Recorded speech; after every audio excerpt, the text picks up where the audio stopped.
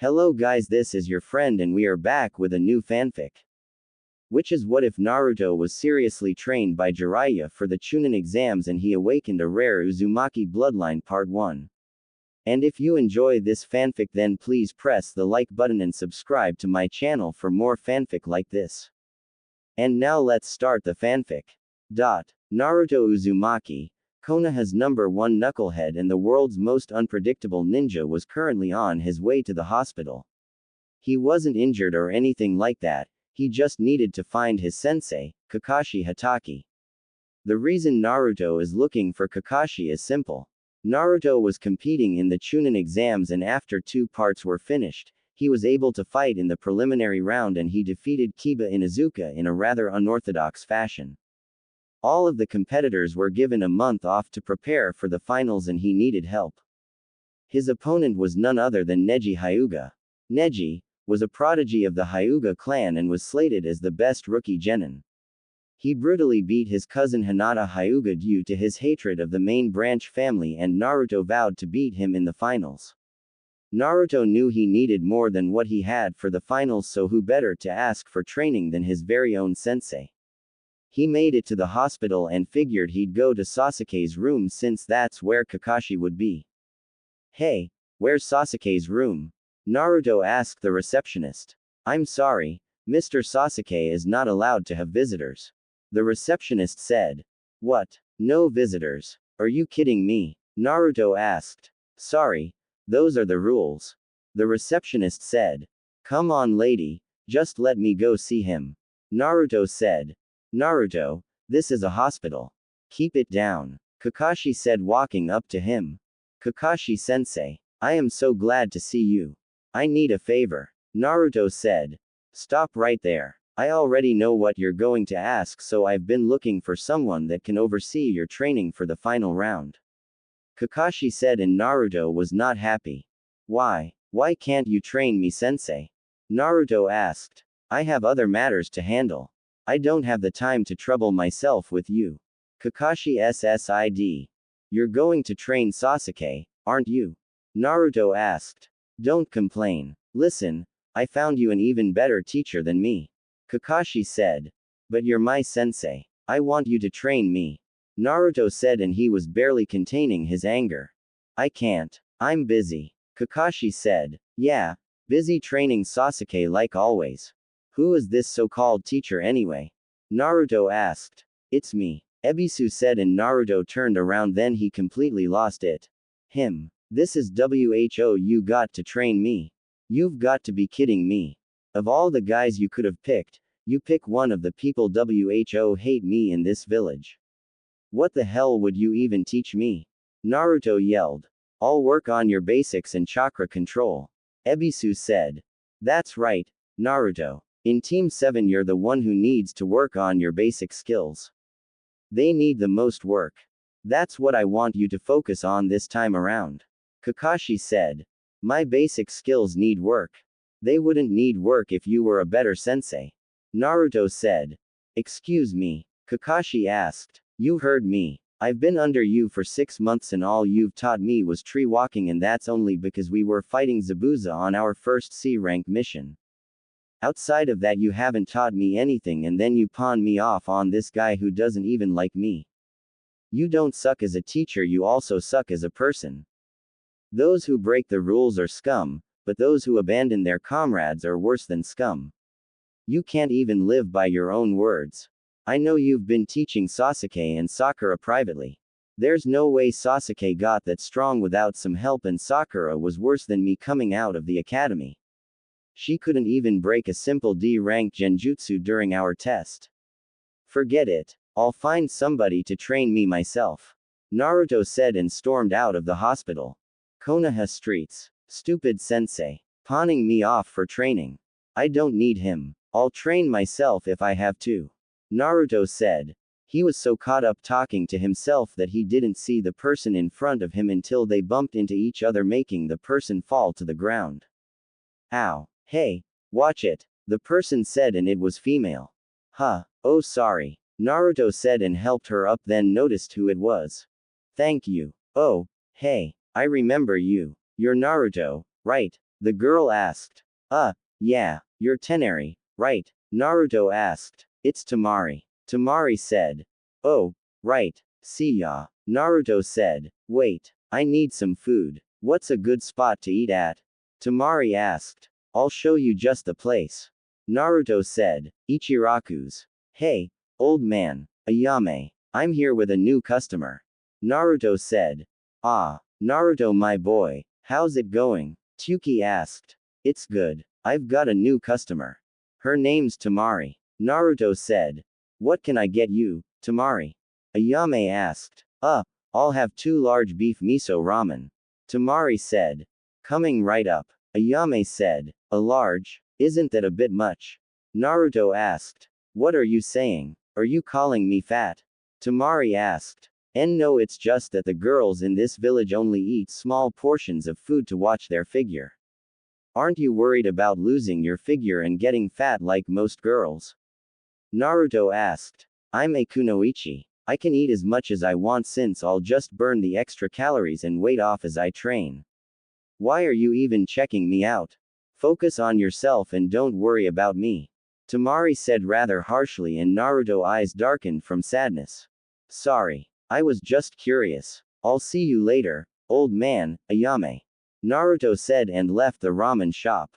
What was that? Temari asked, surprised by his change in mood and sudden disappearance. You should apologize. Ayame said as she gave Temari her food. Why? Temari asked. Naruto wasn't trying to insult you. He doesn't have much experience talking to other people really. He mainly struggles to talk to girls. He was hated by the entire village since the day he was born, so he lacks certain social skills, especially when it comes to girls. Ayame said. I see him talking to everyone all the time since I've been here. Temari said. He's talking to them, but they aren't really paying attention to him. When he talks and is loud, it's a cry for attention. You didn't notice, but he was calm and spoke quietly in here because he's comfortable talking around us and we already acknowledge him. He's a good kid and means well. He's just rough around the edges. Ayame said. Doesn't he have any friends? Temari asked. Not that I know of. If he's not here eating or out training, he's up in his apartment by himself. Ayame said. What about his parents? Temari asked. His parents died the day he was born. He's an orphan. He was kicked out of the orphanage at about 6 years old and has been living on the streets for 2 years before the Hokage found him and gave him an apartment. Ayame said, and Temari actually started to feel bad. I guess I should go apologize. Temari said. Give him some time. It's best to leave him alone when he gets like this. You won't find him. He's so good at stealth that if he doesn't want to be found, then not even the Hokage can find him. Ayame said. Naruto. Naruto was walking around the forest when he heard the sound of fighting. He went into the trees and saw 2 purple-haired women sparring, and one of them was the same purple-haired Jonin from the second part of the Chunin exams, Anko Mitarashi. He was so into the fight and noticed that they were fighting while standing on water. He remembered Kakashi and Zabuza doing that when they fought. Why are you spying on us? A voice asked behind him and he froze. Oh. I was just walking around the forest and I heard fighting. I came here and saw the 2 of you fighting. Naruto said. I recognize you. You're the loudmouth brat from the Chunin exams. Anko said. Naruto, what are you doing here? The next purple-haired woman asked. How do you know my name? Naruto asked. You don't recognize me without my Anbu mask on, but I've known you since you were a kid. My name is Yugao. Yugao said. Your voice does sound familiar. Anyway, I was just watching you 2 spar. Naruto said. You're lying. You just wanted to see us get all wet and get a peek at through our wet clothes. Anko said. A peek at your what? Naruto asked, confused. Our tits. Humongous boulders on our bodies.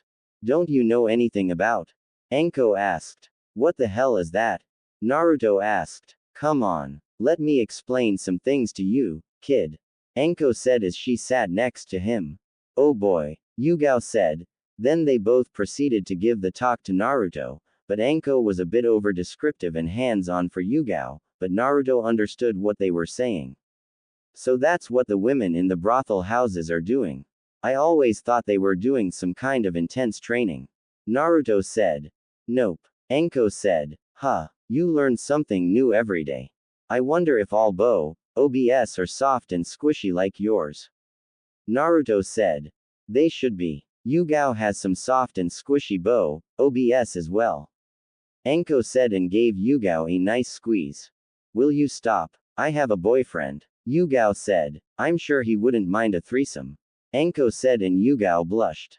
Wow. Wait a minute. Enko. I knew I heard that name before the Chunin exams. You're the lady Iruka-sensei talks about a lot. Naruto said. Why does he talk about me? Enko asked and had a small blush on his face. I don't know. He kept mumbling to himself about today being the day he would ask Enko. I never knew what he was talking about, but I think I figured it out. He must have a crush on you. Yeah, that's got to be it. He always has a blush on his face when he says your name. Naruto said and both Yugao and Enko were shocked. No way. I've got to tell Kurenai and Hana this. Yugao thought. He likes me. Well, then again I am a pretty nice piece of ass. Enko thought. Anyway, how were you walking on water just now? Naruto asked. It's chakra control exercise. You should know that by now. Yugao said. If I knew what it was I wouldn't have asked. Naruto said. Right. Well, Enko, I need to get back to my duty. I'll see you, Hana and Kurenai later. Yugao said and vanished. Whoa. That was cool. Naruto said. I have to get going. I've got people to interrogate and a certain teacher to talk to. Nice talk, kid. Enko said. Wait. Before you leave, can you tell me how to walk on water? Naruto asked. What's in it for me? Enko asked. I noticed you like dango and red bean soup. There is 3,000 ryo in this pouch for you. Naruto said holding up a pouch. How do you have this much money? Enko asked. I save more than I spend. Naruto said and Enko took some of the money from his pouch. To do the water walking exercise, you have to emit a constant stream of chakra from the bottom of your feet and use the repellent force to walk across the water's surface. This is more difficult to master than the tree climbing, because the amount of chakra that needs to be emitted changes constantly. Enko said and then gave him a demonstration. Thanks for the help. Naruto said and Enko just vanished. I need to learn that as well. I need to go to the hot springs first. My body is sore from fighting. Naruto said and left. Hot springs. Alright, I'm feeling better so now I'll do the water walking exercise. Naruto said. He figured he would work on it at the hot springs because it would give him more inspiration to complete it since he didn't want to get burned. After about 50 tries and falling into the water 50 times, he was finally able to do it, but for some reason he noticed his chakra was even harder to control properly for some reason. He was about to try again when he heard giggling. He looked up and saw a man peeping on the women's side of the hot springs. He walked up to him and tapped him on the shoulder. Go away. I'm creating a masterpiece. The man said. It's illegal to peek on the women in the hot springs. Naruto said. Go away, kid. I'm busy. The man said. Fine. Don't say I didn't warn you. There's a pervert peeking through the fence on the women's bathhouse. Naruto yelled and they heard screaming. Kid, what did you just do? The man asked. Serves you right. Naruto said and walked away listening to the man getting beat up by a mob of angry women. That wasn't nice, kid. The man said as he appeared in front of him. What the hell? I really need to learn that jutsu. Naruto mumbled. Why'd you do that? The man asked. Because you're a pervert and you deserved it. Who are you anyway? Naruto asked. I'm glad you asked. The man said and summoned a toad then started to dance. I don't have time for this. Never mind. I need to get back to training for the Chunin exam finals. Naruto said. The Chunin exams? I remember when I took the Chunin exams. Who's your opponent? The man asked. Neji Hyuga, the prodigy of the Hyuga clan. Naruto said. How about I train you? The man asked. What exactly would you train me in? Better yet, what's your name? Naruto asked. I am the one. Theon, the only, Gallant Jiraiya 1/3 of the legendary Sannin. As for what I'll train in. Have you ever noticed a second chakra in your body? Jiraiya asked. If you're talking about the Nine Tails chakra, then yes. What else are you going to teach me? Naruto asked. I'll let you sign the Toad contract as well. Jiraiya said. What else? Naruto asked. Geez kid, what do you want to learn? Jiraiya asked. I only planned on training him on using the Nine Tails chakra and giving him the Toad contract. Jiraiya thought. How about some ninjutsu, taijutsu, and if you can help with my fuinjutsu? Naruto said. You know fuinjutsu? Jiraiya asked. Yeah, I'm only level 5 so it's going a bit slow for me. Naruto said. Level 5 at your age? That's great actually. We'll do all of that if you agree to what I want to teach you. Jiraiya said. Okay, but can we hold off on the contract signing until about a day or two before my training is over with? I have a month. Naruto said. Why wouldn't you want to sign it right away? Why wait to sign the contract? Jiraiya asked. Because what if I'm not worthy enough to sign the contract? I mean I get that it's a huge honor, but from what I've read up on summoning, the boss summons has the right to reject me if I'm not worthy enough. Can't I just build my strength up first before I sign the contract? Naruto asked. He's different from what sensei told me about him. Jiraiya thought. Sure. Meet me here at 4 a.m. We'll train from 4 a.m. until 6 p.m. this entire month. What do you know so far? Jiraiya asked. Shadow clones, substitution jutsu, transformation jutsu, sexy jutsu and that's it.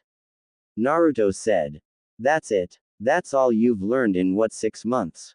Jiraiya asked. I knew all of that besides tree climbing and water walking before I graduated. I learned tree walking during a C rank turned A rank mission and I just found out about water walking a few hours ago. Naruto said. I see. Who is your sensei? Jiraiya asked. Kakashi Hatake. Naruto said. You should be way above where you're at now. I've noticed you completed the water walking, but you seem to have a problem with your chakra. Jiraiya said.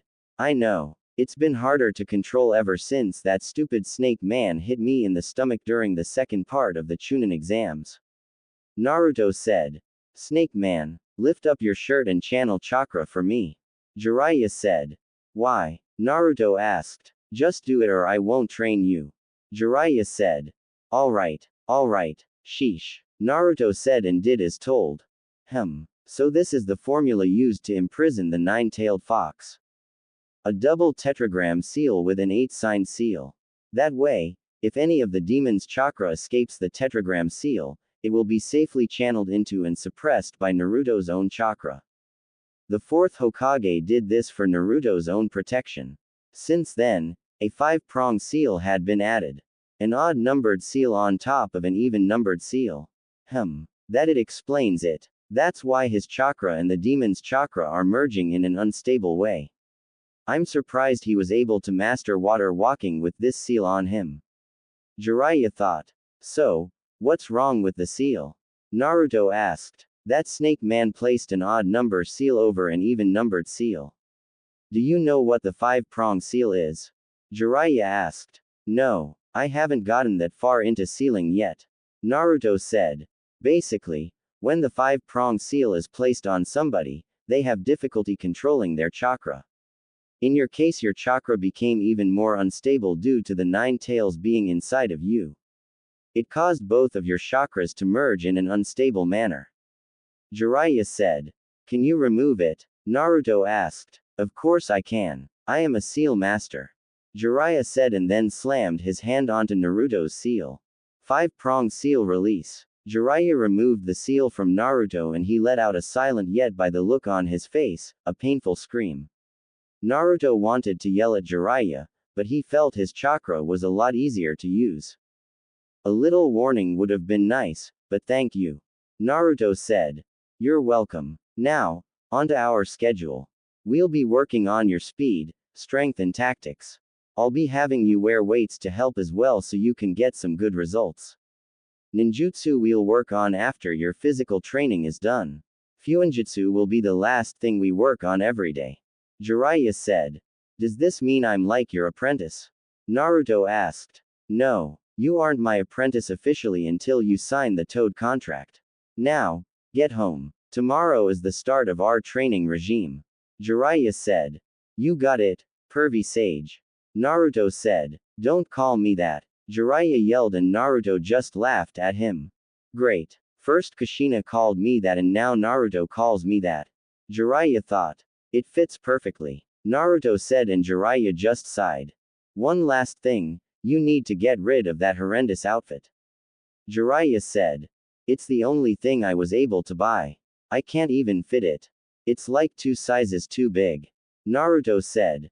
Why's that the only thing you could buy? Jiraiya asked. Because the entire village minus a few hate me. I only get these that make me stand out and they're not really comfortable. Naruto said. Why didn't you tell the Hokage? Jiraiya asked. Because I don't trust him. He's a liar. Naruto said. Why don't you trust him? Hasn't he been taking care of you? Jiraiya asked. If you call living on the streets for 2 years before he finally did something taking care of me, then no. That little orphan check I'm supposed to get barely covers my food and rent for that dump of an apartment he gave me. I'm grateful for it, but when Sasuke became an orphan and had to move out of the Uchiha compound, he was given a luxurious apartment. Naruto said. I see. Why'd you call him a liar? Jiraiya asked. Because he is. I asked him if he knew my parents and he lied to my face telling me no. When I asked him again he told me it's pointless to worry about that. I know he's lying because whenever he lies, he takes a long inhale of his pipe and turns away from the person before speaking. Another thing, I asked him for help in the academy since none of the teachers would help me with the clone jutsu and he said he couldn't help me because that would be showing favoritism, but he gave the okay for Sasuke to have private tutors when he asked. Naruto said. Don't you think you can give him some slack? I mean he is the Hokage. Jiraiya said. The same Hokage that passed law saying if anyone was to harm me for being a Jinchuriki that they would be put to death. Yeah, I've been beaten so many times by ninja and civilians that it's impossible to count. I had to find out from a rogue teacher that I had the 9 tails in me after he lied to me every time I was in the hospital clinging to my own life asking him why people hated me. Naruto said and as he was ranting his eyes changed. What the hell kind of dojutsu is that? Minato and Kushina never had one. Jiraiya thought. I'll talk to Hiruzen sensei about all of this. He was supposed to be taking care of you for me. Jiraiya said. For you? Who are you exactly? Naruto asked. I can't tell you that, but I did know your parents. Jiraiya said. Who are they? Naruto asked. Let's make a deal. After the Chunin exams are over with and if you become a Chunin, I'll tell you who I am and who one of your parents were. Deal? Jiraiya asked. Deal. Naruto said. Now, what's up with your eyes? Jiraiya asked. What do you mean? Naruto asked. What do you see right now? Jiraiya asked. I see your chakra flowing and I feel like I can do something else, but I'm not sure what it is. Naruto said. Stop channeling chakra to your eyes. Tomorrow we'll see what else the eye of yours can do. Now, I need to go talk to the Hokage about some stuff. I'll see you tomorrow morning, kid. Jiraiya said and vanished. Damn it. I should have had him show me how to do that first. Naruto said and walked away. Hospital. Hey, Shikamaru. What are you doing here? Naruto asked. I was visiting Choji. What about you? Shikamaru asked. I'm here to see bushy brows. Naruto said. I think I'll join you. Shikamaru said. They walked to Lee's room only to see Gaara trying to kill Lee. Shikamaru used his shadow possession jutsu to hold Gaara and Naruto hit Gaara with a strong punch to the face that hurt Shikamaru as well. What the hell are you doing in here? Naruto asked. I was going to kill him. Gaara said. What? Naruto asked. You already beat him during the Chunin exams. What's your problem? Wasn't that enough for you? Do you have some kind of personal grudge against him or something? I have nothing against him. It's nothing that complicated. I simply want to kill him, that's all. Gaara said. You're sick in the head. You're crazy. Naruto said. You think we're just gonna stand by and let you do whatever you want? You sick, selfish psycho. Shikamaru said. If you don't stay out of my way, I'll have to kill you too as well. Gaara said, and then Naruto walked up to him, staring him right in the eyes. Then do it. We both know Shikamaru's jutsu isn't affecting you. What's stopping you? Naruto asked. What the hell? Shikamaru asked. Do it, Gaara, or leave. Naruto said. It's 2-on-1. Just take my advice and go quietly. Shikamaru said. I'll give you one last warning. If you get in my way, then I'll kill you. Gaara said. Then I'll tell you again. Do it. Naruto said. Will you shut up? He fights like he's mad. Like he's a demon or something. Shikamaru said. He can act like a demon all he wants to, but I've got the real thing inside of me. Naruto said. You idiot. Leave this to me. What's the point of getting him mad? Shikamaru asked. A demon? Huh, my demon is as real as yours is.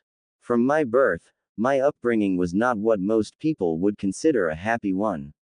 To ensure that I became the strongest of shinobi, my father cast his ninjutsu on me, infusing my unborn self with a sand spirit. I destroyed the life of a woman who gave birth to me. I was born a monster. Its name is Shukaku, and it's the living incarnation of an old monk of the sand village who'd been sealed up in a jar of tea. Gaara said. Yeah, some kind of demonic jutsu. But to use it on a baby? Before it's even born? Man, that's creepy. Shikamaru said.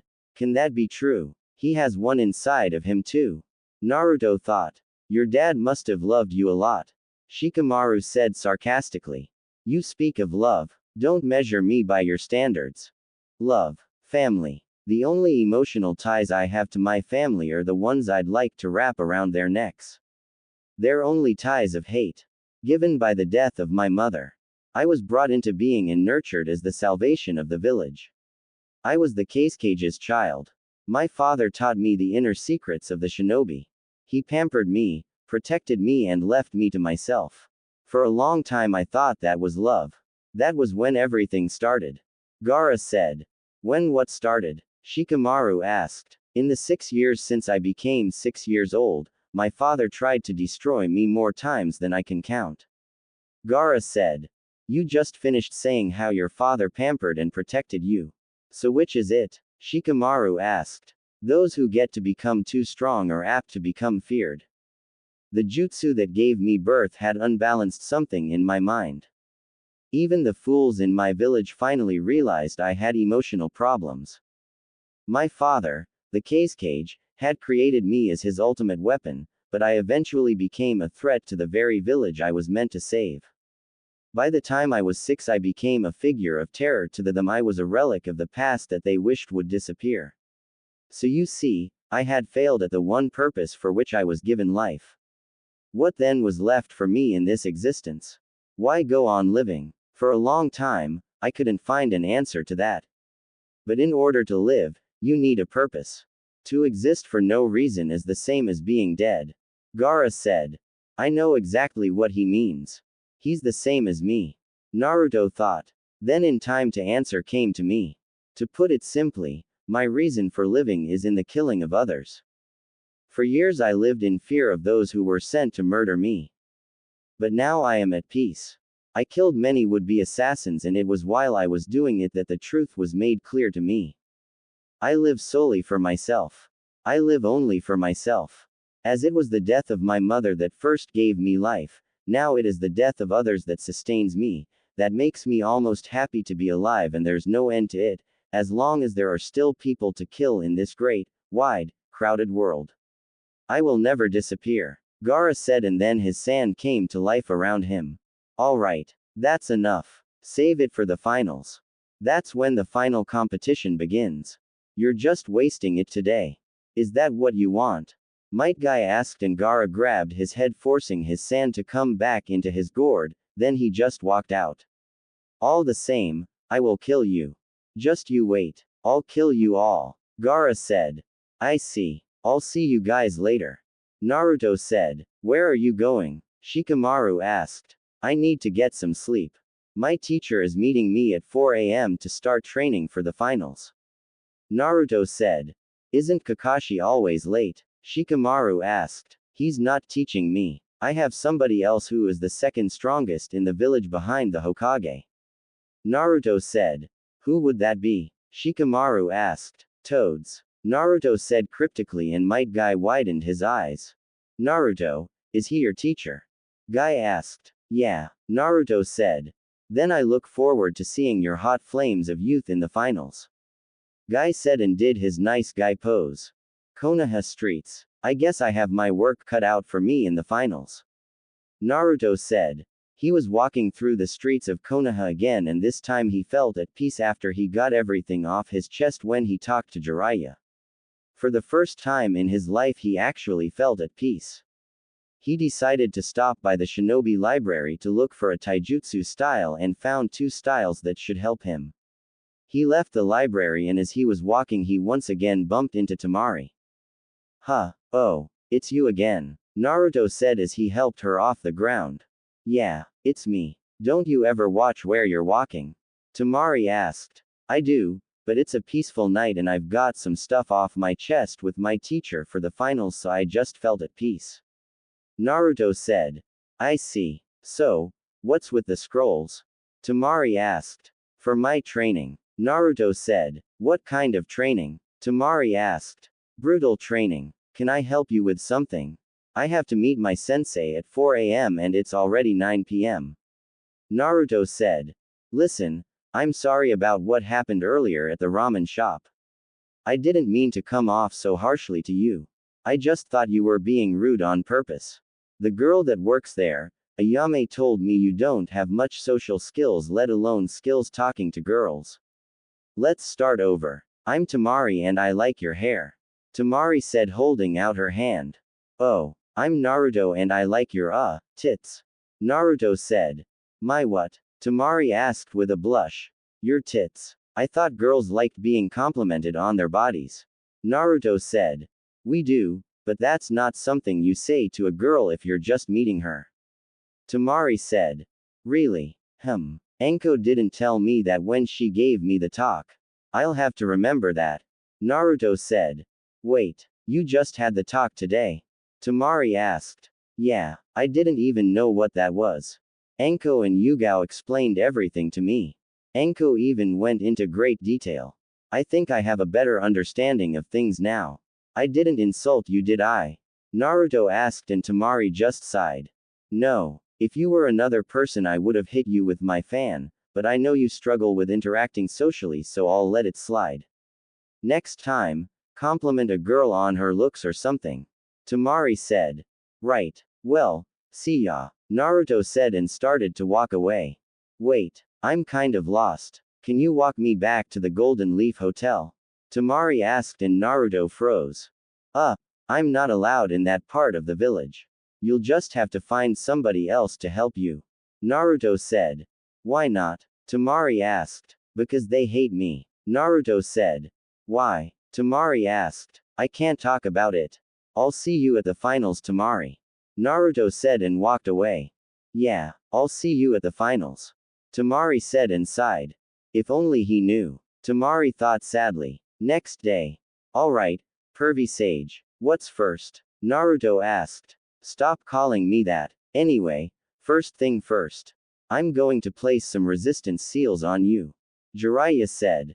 What are those? Naruto asked. They're like weight seals, but different. They'll make it harder for you to move and won't stunt your growth even more than it already has been stunted. Jiraiya said and placed resistance seals on Naruto's arms, legs and his chest. Hey, what's that supposed to mean? Naruto asked. You're what, 13? You're the size of a 10-year-old. We'll be working on changing your diet and getting you better nutrients. You can't eat ramen every day all day. I know it's not your fault, but I'm going to get you right. Another thing, you are to not release the resistance seals while we are training. You're way behind in training, so I'm going to push you harder than you can imagine. Now, when the library opens, I want you to go and get you some taijutsu scrolls you want to learn. Jiraiya said. Already done. I grabbed 2 yesterday, but I want to mix them together to create a single style.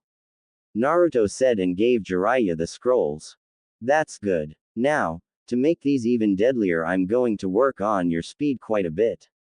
As for ninjutsu, I want you to channel chakra into this paper. Jiraiya said and pulled out a piece of paper. Why? Naruto asked. It's chakra paper. It'll tell us what element you have to learn elemental ninjutsu. If your element is fire, the paper will burn. Water, the paper will become damp. Earth, the paper will crumble. Wind, the paper will split in half. Lighting will cause the paper to wrinkle. Jiraiya said.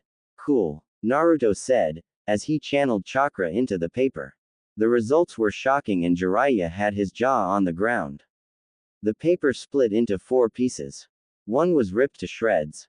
Another became so damp that it deteriorated. One caught on fire and the last one turned to ice. What the hell? Do it again. Jiraiya said and gave Naruto another piece of chakra paper, then got the same results. Is that bad? Naruto asked. No, it's a shocker. Jiraiya said. Sweet. So, when do we get started? Naruto asked. Right now. The first week we'll be working on your speed and taijutsu.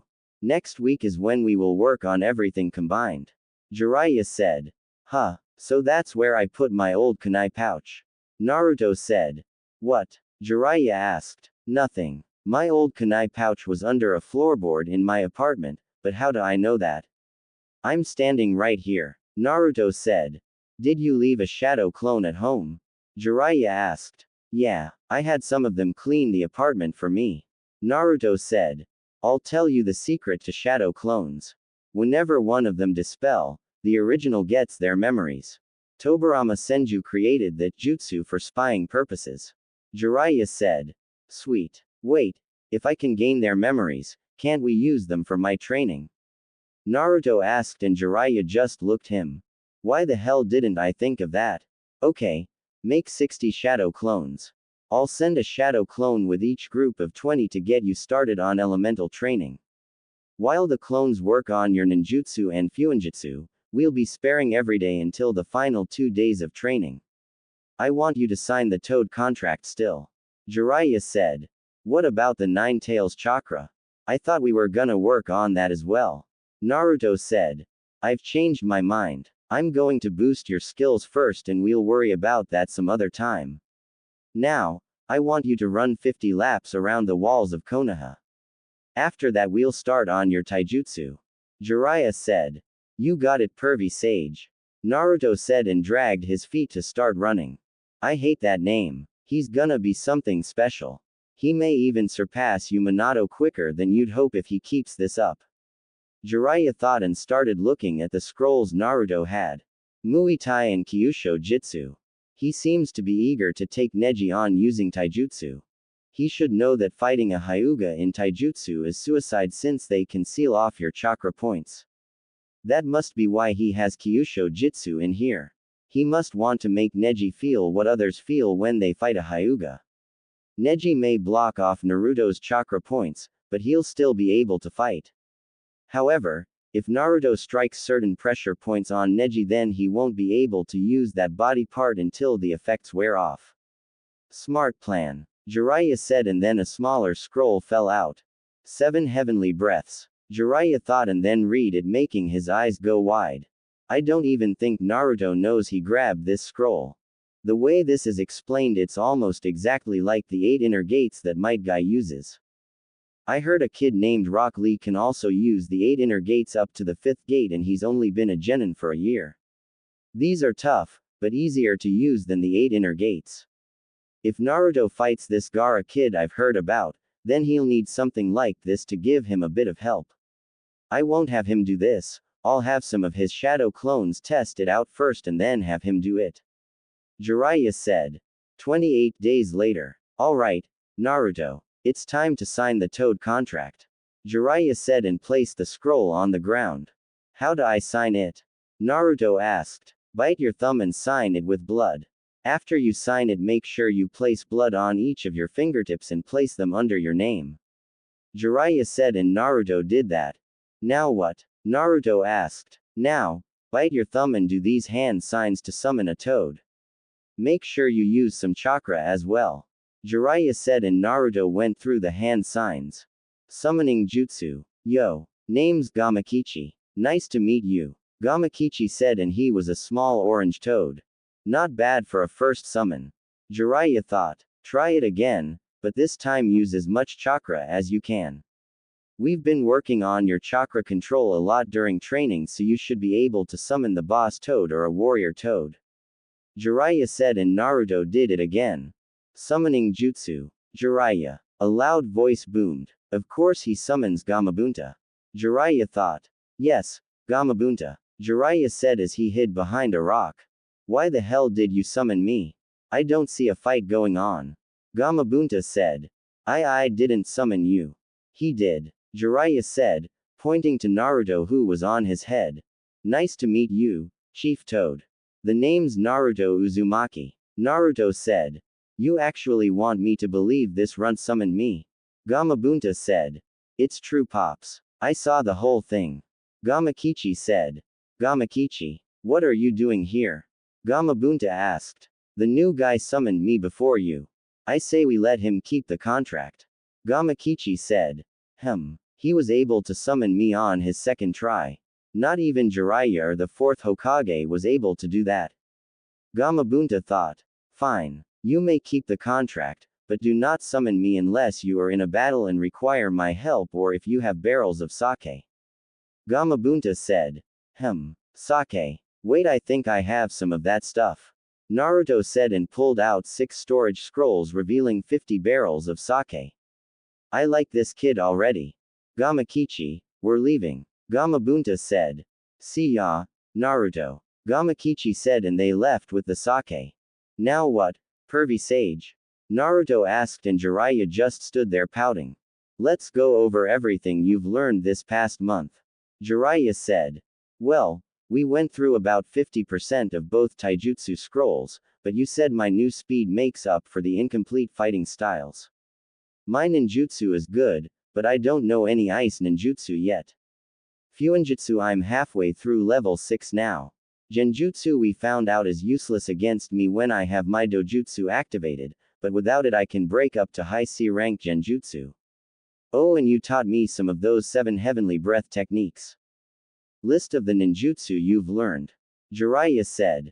Shunshin, Fire Style, Fireball Jutsu, Fire Style, Demon Lantern, Fire Style, Dragon Flame Caterwall, Fire Style, Firefox, Water Style, Ripping Torrent, Water Style, Water Beast, Water Style, Tri-Water Dragon Jutsu, Water Style, Water Dragon Jutsu, Shuriken Shadow Clone, Kunai Shadow Clone, Wind Style, Gale Palm, Wind Style, Great Breakthrough, Wind Style, Spiraling Wind Ball. Where would you rank my overall skill? Naruto asked. I'd put you at about mid to high Chunin now overall. Jiraiya said. Where would you put me before we started to train? Naruto asked. Low Genin. I'd say that because of your skill in using the shadow clones. You've come a far way in a month. Now, the next 2 days are for you to do whatever you want. Good job. Jiraiya said. Thanks, pervy sage. Naruto said. Don't call me that. Jiraiya yelled, and Naruto just laughed at him. Hey, pervy sage. How fast am I now? I mean, these resistance seals must have helped a lot, right? Naruto asked. Well, I'd say that your speed is faster than that Rock Lee kid after he takes off his weights and without the seals activated on you. You were already low Chunin in speed before any progress happened. I'm surprised Kakashi hasn't noticed that. Jiraiya said. That's because he was focused on his most prized student. The one I know for a fact that he wanted the most because of the stupid Sharingan. Naruto said. Kakashi took the easy student. Jiraiya said. What do you mean? Naruto asked. Kakashi took the prodigy of the class because Sasuke is a genius. It's easier to teach Sasuke because you can already tell he has a training background. You on the other hand had no one to train you and knew next to nothing. It would have been difficult for Kakashi to teach you because you don't understand things like Sasuke. To put it simply, Sasuke was the diamond while you were the lump of coal. Which do you think people would prefer? A diamond or a lump of coal? Jiraiya asked. The diamond. Naruto said. Exactly. I'd rather take that lump of coal.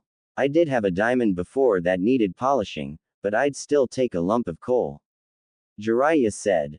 Why? It's not worth anything. Naruto said. Not at first it isn't, but if you put that lump of coal under enough pressure and polish it enough, you might just end up with a diamond. Inside every lump of coal there's a diamond waiting to get out.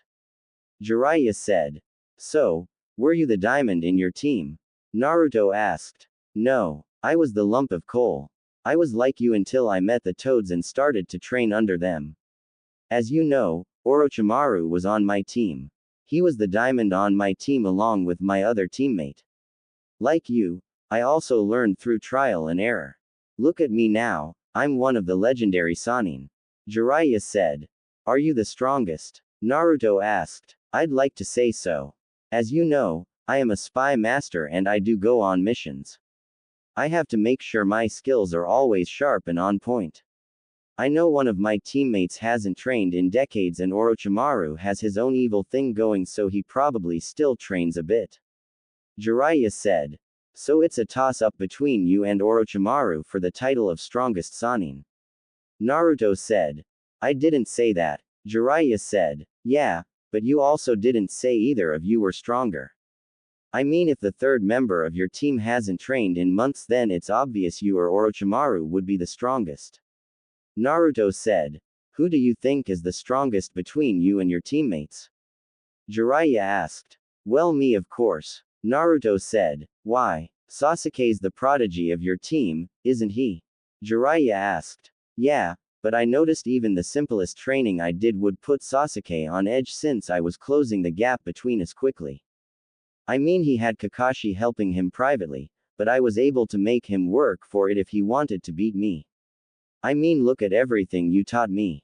Taijutsu, ninjutsu, breaking genjutsu, fuinjutsu, and you even worked on my speed while not neglecting my power.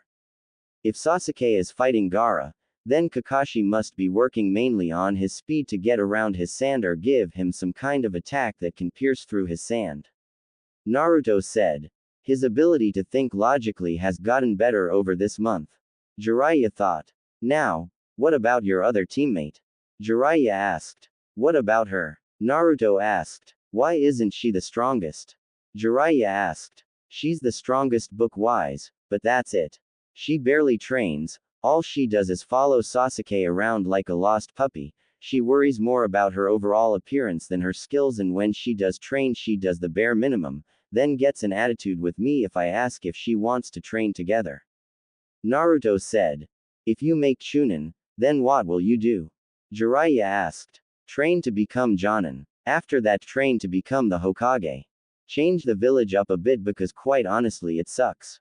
Naruto said. How does it suck? Jiraiya asked. First off, the academy is basically pointless if we don't do test scenarios. I mean, after 4 years all you need is the basic 3 jutsus to graduate. That's stupid. Then on top of that, the red light district needs to be fixed, but nobody is doing it. The orphanages are in horrible condition and we only have one ninja school, which is stupid because not everyone lives close to the academy. Naruto said. Why didn't you tell the Hokage? Jiraiya asked. He already knows, but he lets the civilian council walk all over him and he claims he's just an old man that can only do so much. Naruto said. You've got some good points. However, the civilian council does have power, you know. Jiraiya said. Last time I checked, this was a ninja village. The orphanage I can understand, but why are they meddling in ninja affairs like the academy and missions we get? We both know the civilian council is corrupt, but the old man is just too lazy and scared to do anything about it. Naruto said. How do you know all of this? Jiraiya asked. You'd be amazed at what I can do if I decided to actually get serious about sneaking around. All of the civilian council has made my life a living hell except for Sakura's mother. I have all this dirt on them and I'm just waiting for the right opportunity to bring it out. I even made it known that there are weak points in the village security. It's almost as if the village is welcoming an attack. I shouldn't be able to sneak into Anbu headquarters, sneak into the Hokage mansion and I shouldn't be able to access the files room on the civilian council. Naruto said. How the hell weren't you caught? Jiraiya asked. Like I said during training. If I don't want to be found, you won't find me. Not even that glass orb the Hokage has can't even find me. Naruto said. Sheesh, this village is lucky he isn't an enemy or they'd all be dead by now. Jiraiya thought. Anyway, good luck in the finals. Jiraiya said. You're not staying? Naruto asked. I've got to meet up with some contacts. I should be back in time to see my apprentice win the finals. Jiraiya said. I'm officially your apprentice? Naruto asked. Yup. As soon as you signed the Toad contract, it became official. As a Sannin, I have power to choose whoever I want as my apprentice. If you stay a genin, then I'll be able to pull you from a mission if I need you for something. Jiraiya said. Awesome. Hey, pervy sage. Am I a diamond or lump of coal? Naruto asked. I've just started putting you under pressure and polishing you. However, there is a speck of something within you. It's up to you on how you go about that. Your drive and ambition will determine if it's a speck of dust or a diamond that is starting to form. Jiraiya said. I guess this is it. Naruto said, and Jiraiya placed his hand on Naruto's head. Don't worry. You'll do just fine. Jiraiya said. Thanks, pervy sage. Naruto said. Don't forget to wear the new clothes you got. That horrendous jumpsuit is too small for you now. Jiraiya said, and then Jiraiya went up in smoke. 2 days later, Chunin exam finals. The crowd was gathered as all the competitors were in the arena. Well, all except 3. Naruto, Sasuke and Dosu weren't there yet. Sasuke was with Kakashi, so he was more than likely going to be late, but no one has heard from Naruto or Dosu. Look at this. We're missing quite a few people here. Shikamaru thought. Stands. What's going on? Where is everyone? This is about to get started. Ino said. Yeah, what's going on? Sasuke and even Naruto are nowhere to be seen. Sakura thought. Hey, look, who's that? Ino asked, pointing to a competitor. I don't know. Sakura said. Fighting area. Name please. The proctor asked. It's me, Naruto. Naruto said. Sorry, the clothes threw me off. The proctor said. They're pretty sweet, huh? Naruto asked. Yeah, they are. Finally got rid of the orange jumpsuit, huh? Shikamaru asked. I had to. Naruto said. He now wore a white hoodie that had green trimmings down the side. Black shinobi pants and black shinobi sandals. Underneath his hoodie was a red shirt with armor mesh underneath it. His hair grew out a bit, and if you looked at him closely, he looked like a certain head on the Hokage monument. Whoa, he sure is cute. Stop that, Temari. You have more important things to worry about. Temari thought, but couldn't stop the small blush appearing on her face. You guys are the heroes of this final competition. The proctor said. Welcome all, and our deepest thanks for coming here to the village hidden in the leaves for this year's Chunin selection. We have come to the final completion between the 8 candidates who made it through the preliminaries. We ask that no one leaves until all the matches have been completed. Now, everyone enjoy, Hiruzen said.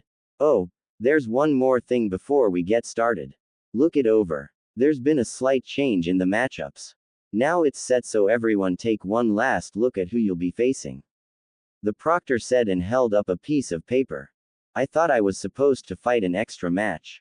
Hey, so that Dosu guy dropped out. Shikamaru thought. Alright, listen up.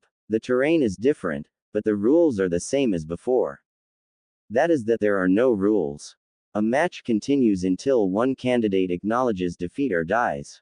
That being said, if I determine that a match is over, I can step in and stop it at any time. No arguments are permitted. These are the opponents for the first match. Naruto Uzumaki and Neji Hyuga. Those two stay. The rest of you can go to the waiting area. The proctor said, and everyone left except Neji and Naruto. Stands. Hey, Sakura. I know that you're worried about Sasuke, but come on. Don't be such a lump. Aren't you going to at least cheer Naruto on? Ino asked. You're right. Sakura said and put a smile on her face. That's more like it. Not that the poor ring has a hope in hell against Neji. Ino said. He's not that bad. Sakura said. Are you kidding? Not that bad. Is that the best you can do? Ino asked. Who would have believed that little squirt would survive this long? Kotetsu asked. Yeah, he's been one lucky kid so far, but his luck's about to run out. He'll never survive this one. Azumo said. I don't know. Look at him. He's grown a lot, he's not the little squirt he was a month ago. He's taller, put on some muscle and looks more mature. Whoever trained him must have put him through the ringer. I can tell he's far ahead of what he used to be. This match is going to be a lot more interesting than people think.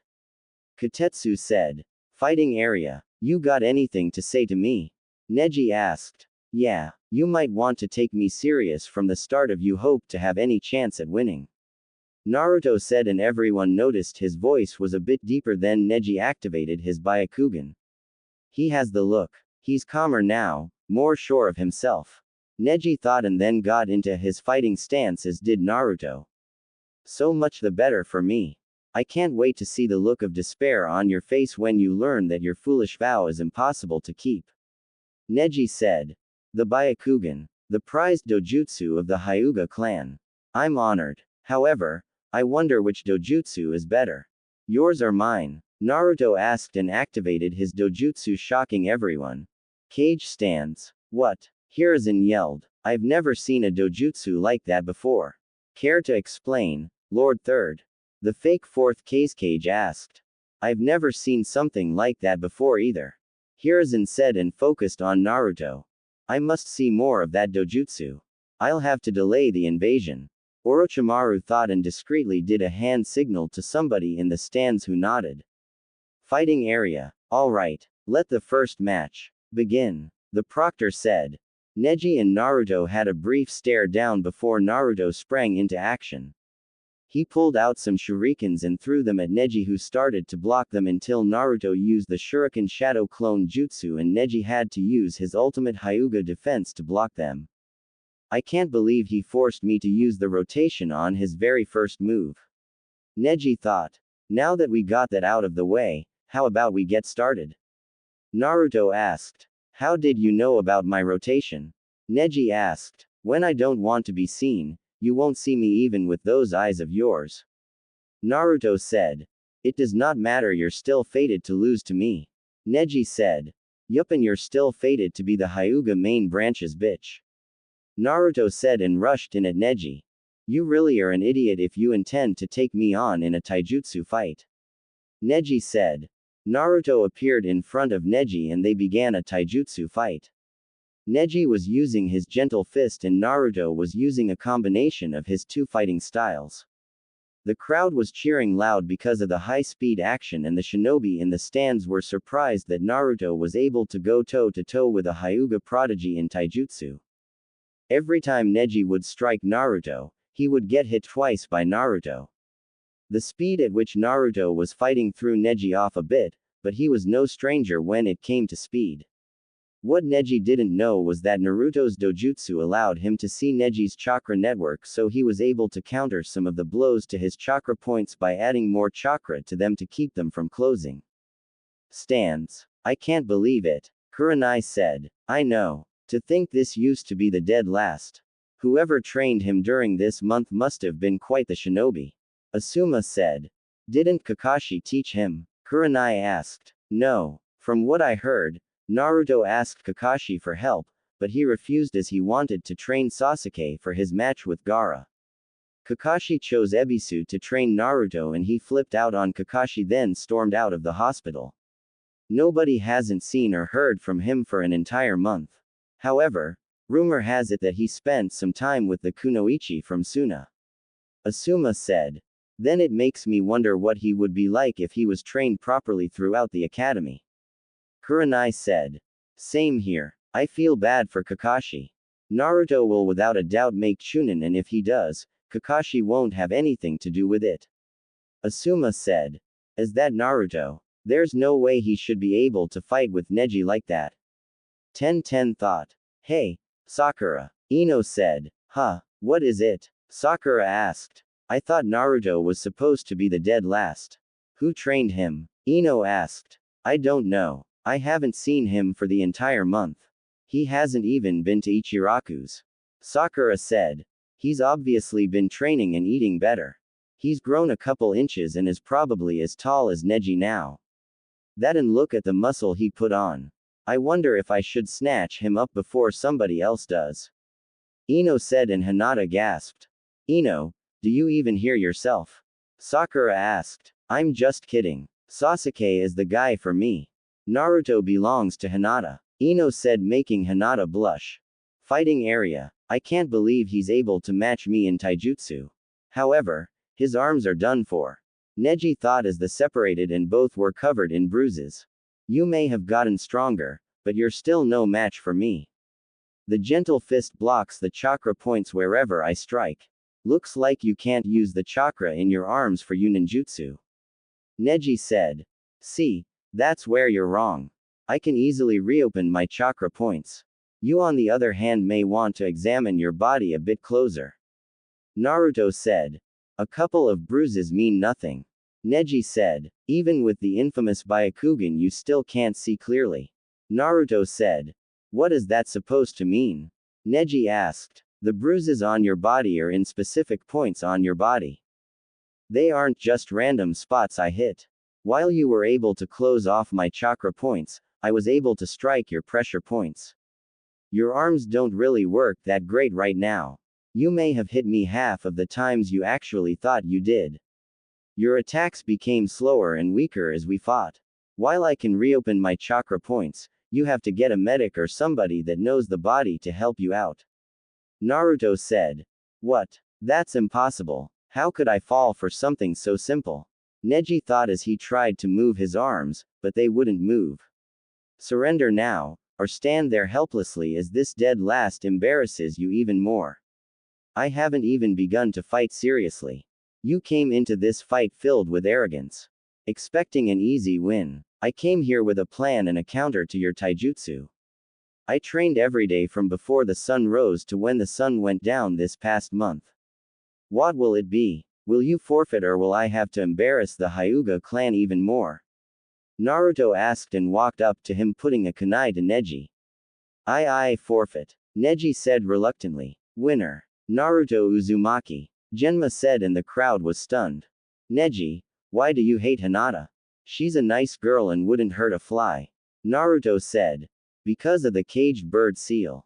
Neji said and it all made sense. Neji, all seals can be broken. I'll let you in on a secret I've learned. Hiashi Hyuga was against your father being given up during the whole Kumo incident. Talk to him and he'll explain things. The clan head isn't the problem in your clan, it's the council. Hiashi has the power to abolish the caged bird seal. I'm sure Hinata would like her cousin back in her life. Naruto said and tapped Neji on his pressure points. What did you do? Neji asked as he was able to move his arms again. I undid the damage to your pressure points. Naruto said. How did you change so quickly in a month? Neji asked. I'm a lump of coal being put under pressure. Naruto said and walked away leaving Neji confused. Stands. Whoa. He just took down Neji without a problem. Ten said. It's like he's a completely different person. Sakura said as she watched Naruto go up to the fighters area. Did we miss Neji's match? Rock Lee asked as he arrived with Might Guy. Yeah, it's over. Ten said. Then Neji must be really strong if he was able to take out Naruto so quickly. Although it looks like Naruto gave him some problems. Might Guy said. No, Neji lost. Ten said. What? Lee said. It's true. Naruto outclassed him and came in with a plan to counter Neji and his gentle fist. He blocked off the pressure points in Neji's arms. Neji had to forfeit due to his arms being useless. Ten said. It doesn't make sense. Naruto shouldn't be this good after a month. Ino said. Given who trained him, this isn't much of a surprise. Might Guy said. Who trained him? Sakura asked. It's not my place to tell. However, just know that if Naruto defeated Neji as easy as you said, then we haven't even seen what he can really do. Guy said. Fighters area. Geez, Naruto. Did you have to win so quickly? Shikamaru asked, and Naruto ignored him as he walked up to Gaara. Win your match, but don't kill him. I want to fight you myself. Naruto said and had a stare down with Gaara, but you could feel the tension between them. Mother says your blood is better than the Uchiha. Gaara said with a crazed look on his face. Then don't lose to Sasuke and you can have it. Naruto said, and then Gaara released a huge amount of chakra, but his was no match for Naruto's chakra output. What the hell are they? Shikamaru thought. He's got more chakra than Gaara. Temari thought. Can you two stop? You're cracking the walls around us. Shikamaru said. Wimp. Temari said. I'll see you in the final match. Naruto said and walked away to take a nap. Time skip. Hours passed by since Naruto went to sleep and he was woken up by a screeching noise. He yawned and stretched, then noticed Sasuke standing on the wall with lighting covering his hand. Sasuke took off at incredible speeds towards Gaara, who was trapped in a sphere of sand. Right before Sasuke could stab Gaara, his feet were stopped by sand. Sasuke was surprised along with Kakashi, and then a giant hand made of sand came from the sphere and repeatedly slammed Sasuke into the wall before he fell unconscious. Winner. Gaara of the Sand. Genma said. Naruto Uzumaki. Come face me. Mother wants your blood. Gaara yelled and the sand sphere went away as Gaara was back to normal. Stands. Okay. Naruto said and stood up, but he was grabbed. I'm calling off the match. You can't win. Kakashi said.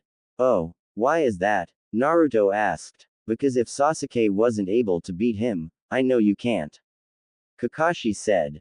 See, that's where you're wrong. I'm stronger than Sasuke and I have quite a bit of tricks up my sleeve. Naruto said. Sorry, but this is for your own good. Genma. Naruto Uzumaki forfeits this match. Kakashi said. No the hell I don't. Naruto said and went up in smoke, revealing a log in his place. Relax, Kakashi. Naruto's got this. Asuma said. Did you see what Gaara did to Sasuke?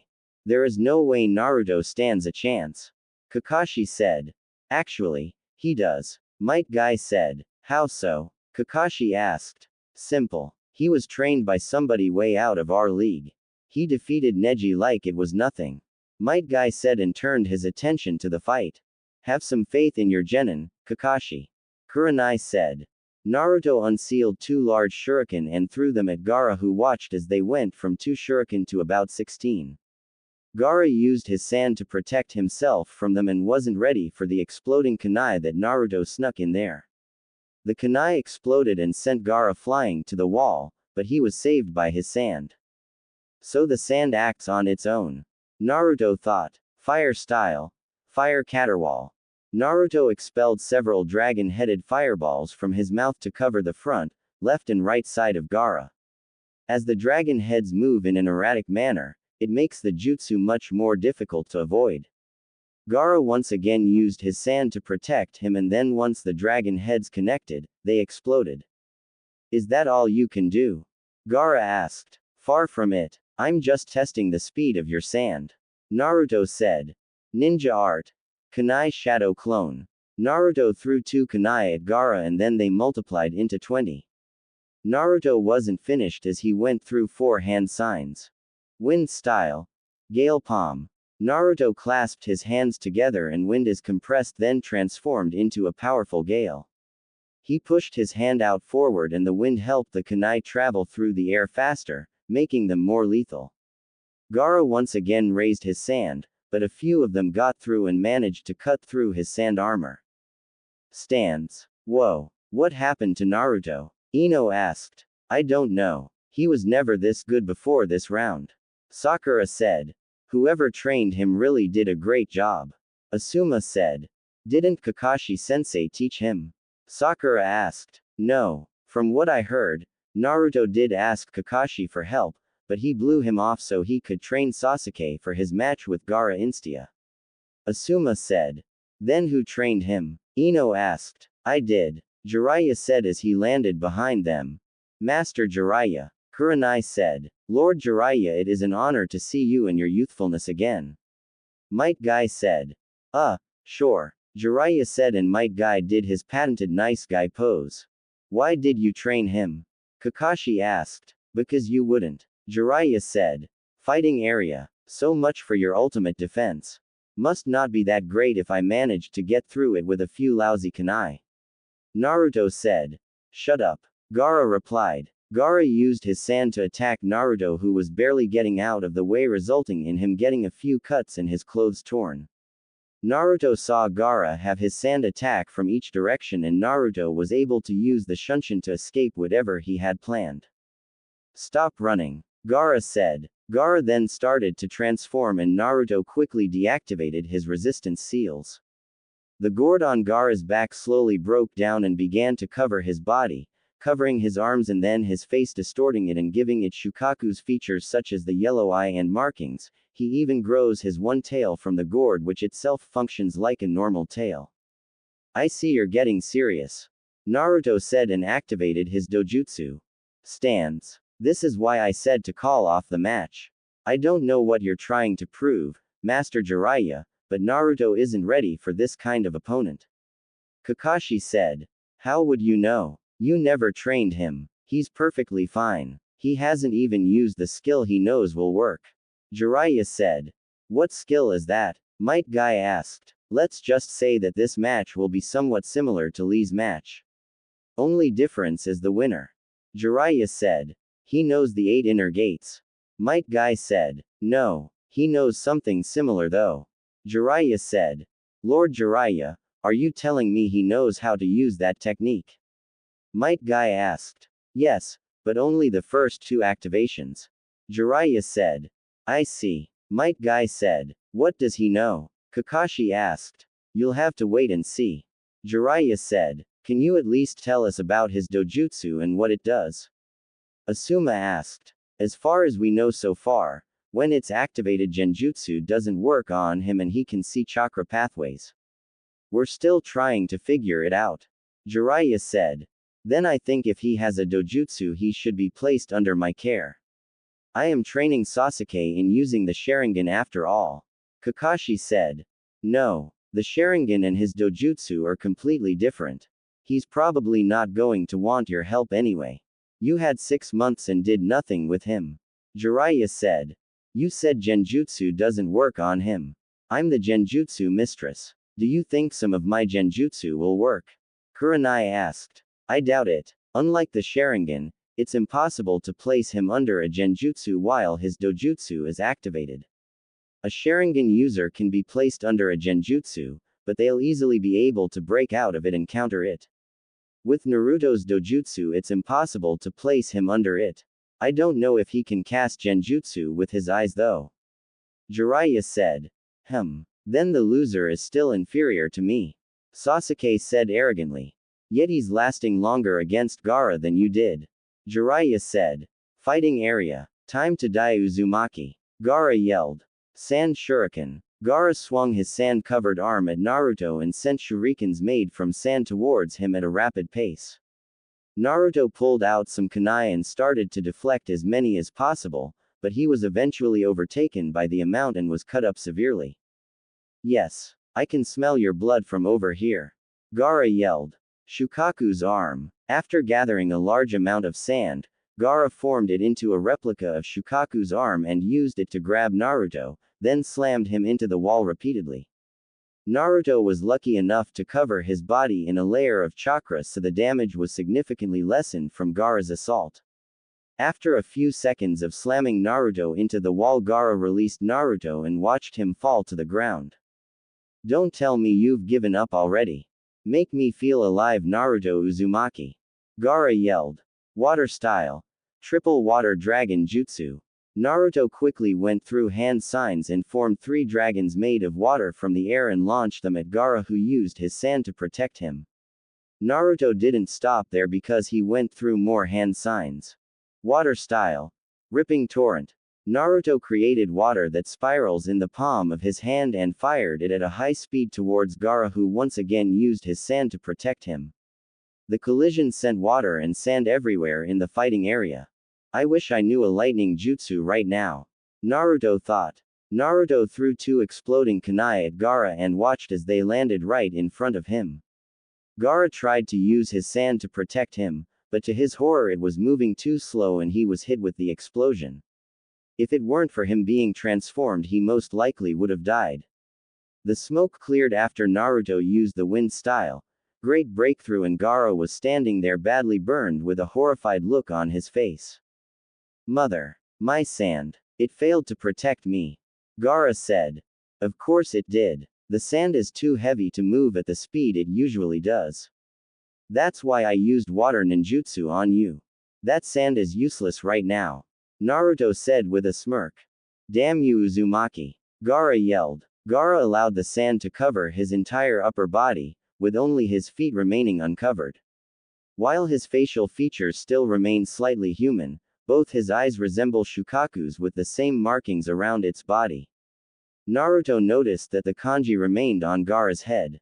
Stands. What the hell is that? Ino asked. Seems like Naruto is really pushing Gaara to his limits. Jiraiya said. Do you still think he can handle it? Kurenai asked. Absolutely. Naruto has the best chance at beating Gaara even without my training, and you four know why. Jiraiya said.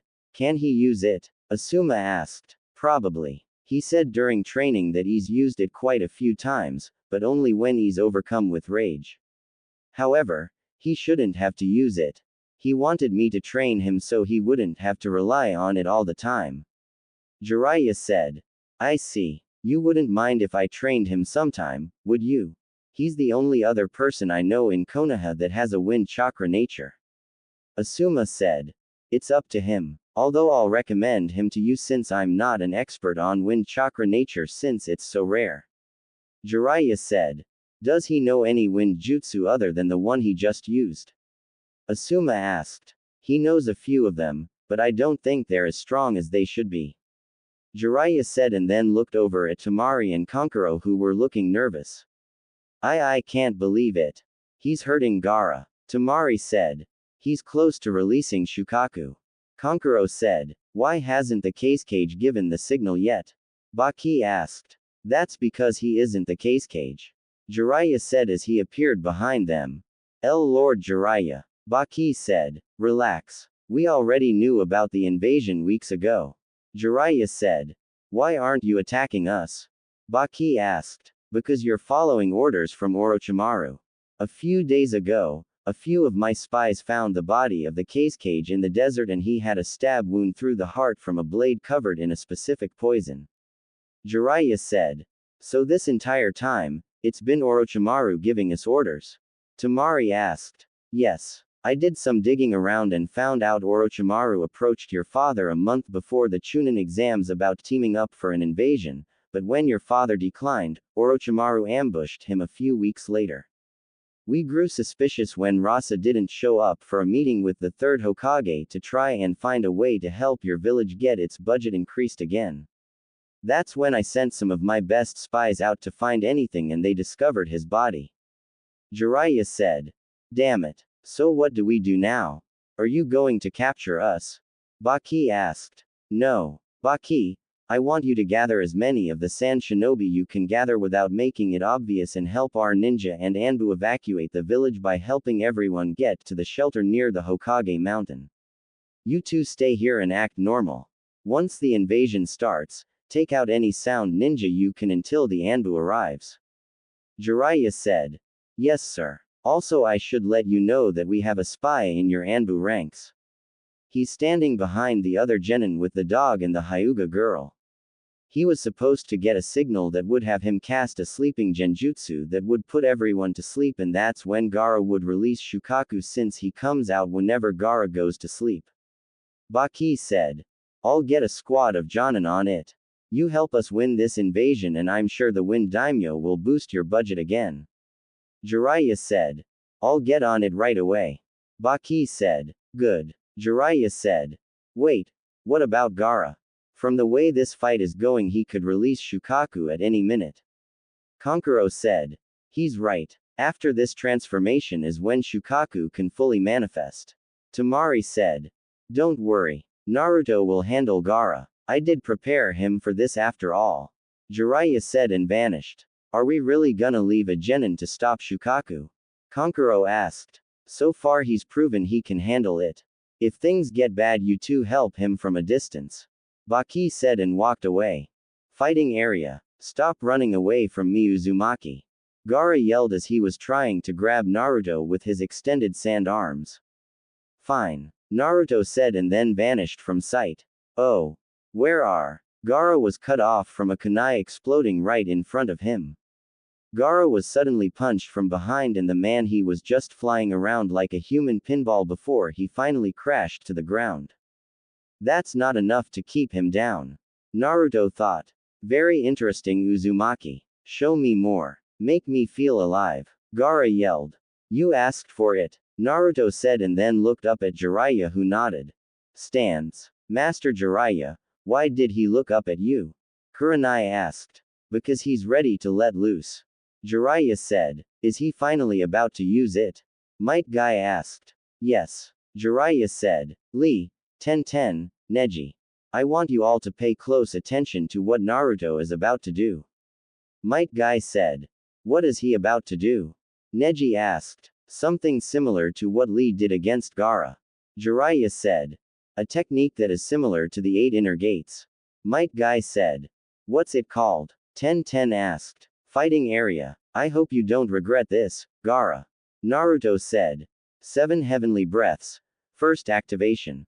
The first activation caused Naruto's eyes to turn completely white and his body gave off a yellow aura, though it's seen that it was starting to take after the color of Naruto's chakra.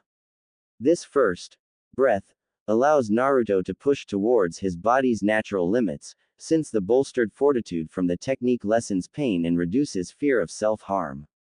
Second activation. The second activation caused Naruto's body to expand slightly, his muscles becoming distinctly more prominent. In this stage, Naruto will also begin to recover faster, as the activation stimulates the body's natural healing above the normal rate. Add in the healing ability he gets from the 9 tails, he's basically indestructible. Third activation. The third activation caused Naruto's skin to turn red, much like when the gate of life is opened. In this stage Naruto can begin to push beyond the body's natural limits in lesser amounts, as the further bolstered natural recovery can largely null the damage that would otherwise occur. Before Gaara could yell again, Naruto vanished and destroyed the ground where he was previously standing. All Gaara felt was pain on his chin and noticed he was up in the air, then he was knocked down to the ground. Lunar Barrage. Once Gaara stood up, Naruto punched Gaara in the gut and released a pulse of chakra from his fist to increase the power of the punch. Upon inflicting the punch, Naruto took advantage of the Gaara's dazed state by following up with a fury of rapid untraceable punches. The punches that make up the barrage are not random, but are carefully thought out.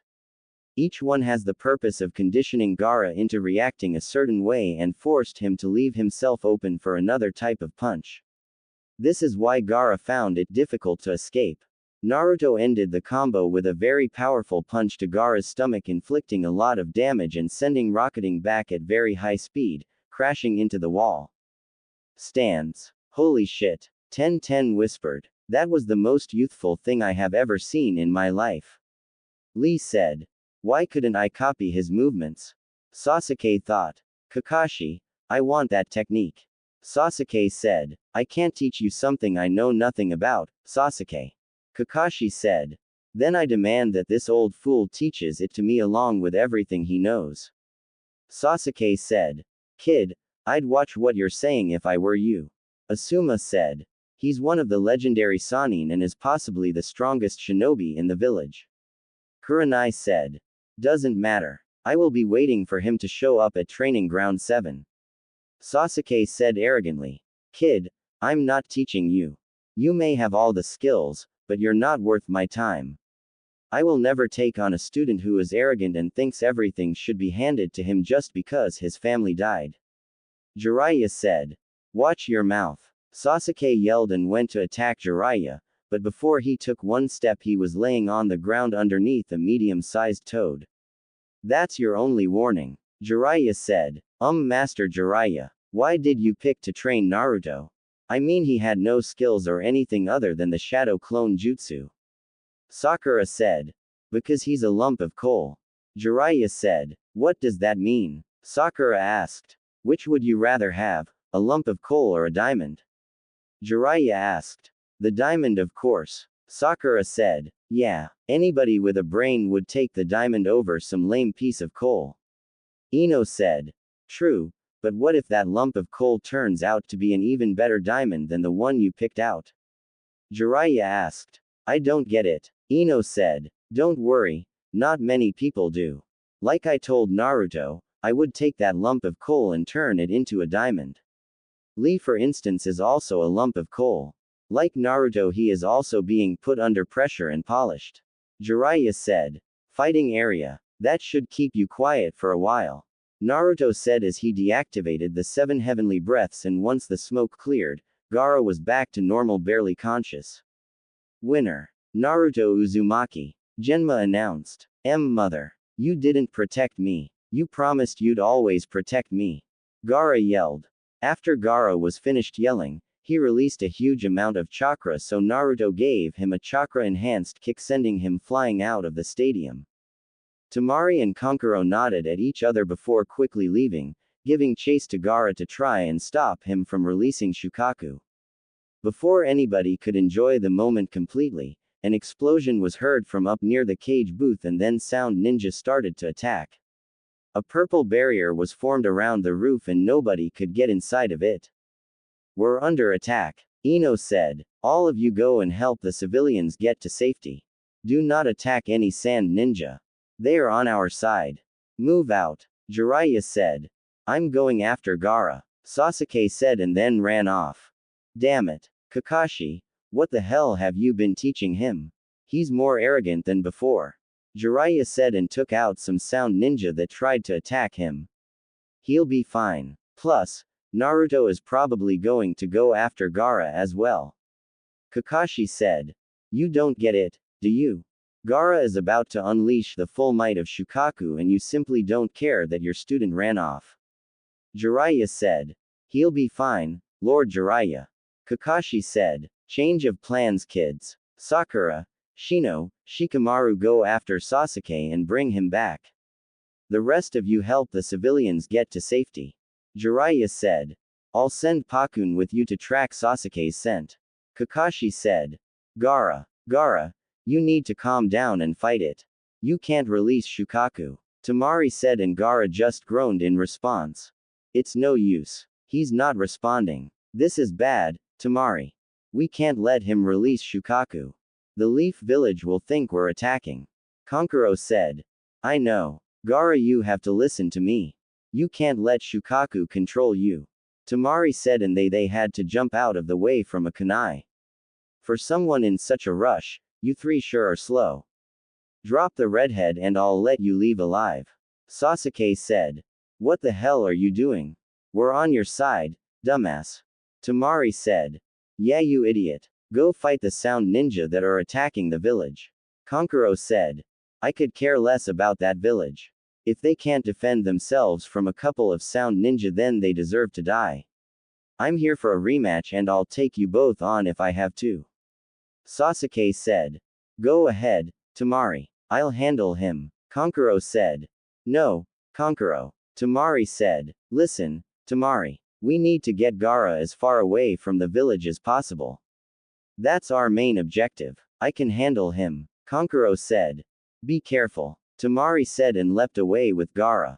Don't think so. Sasuke said and went to jump after her, but Kankuro appeared in front of him.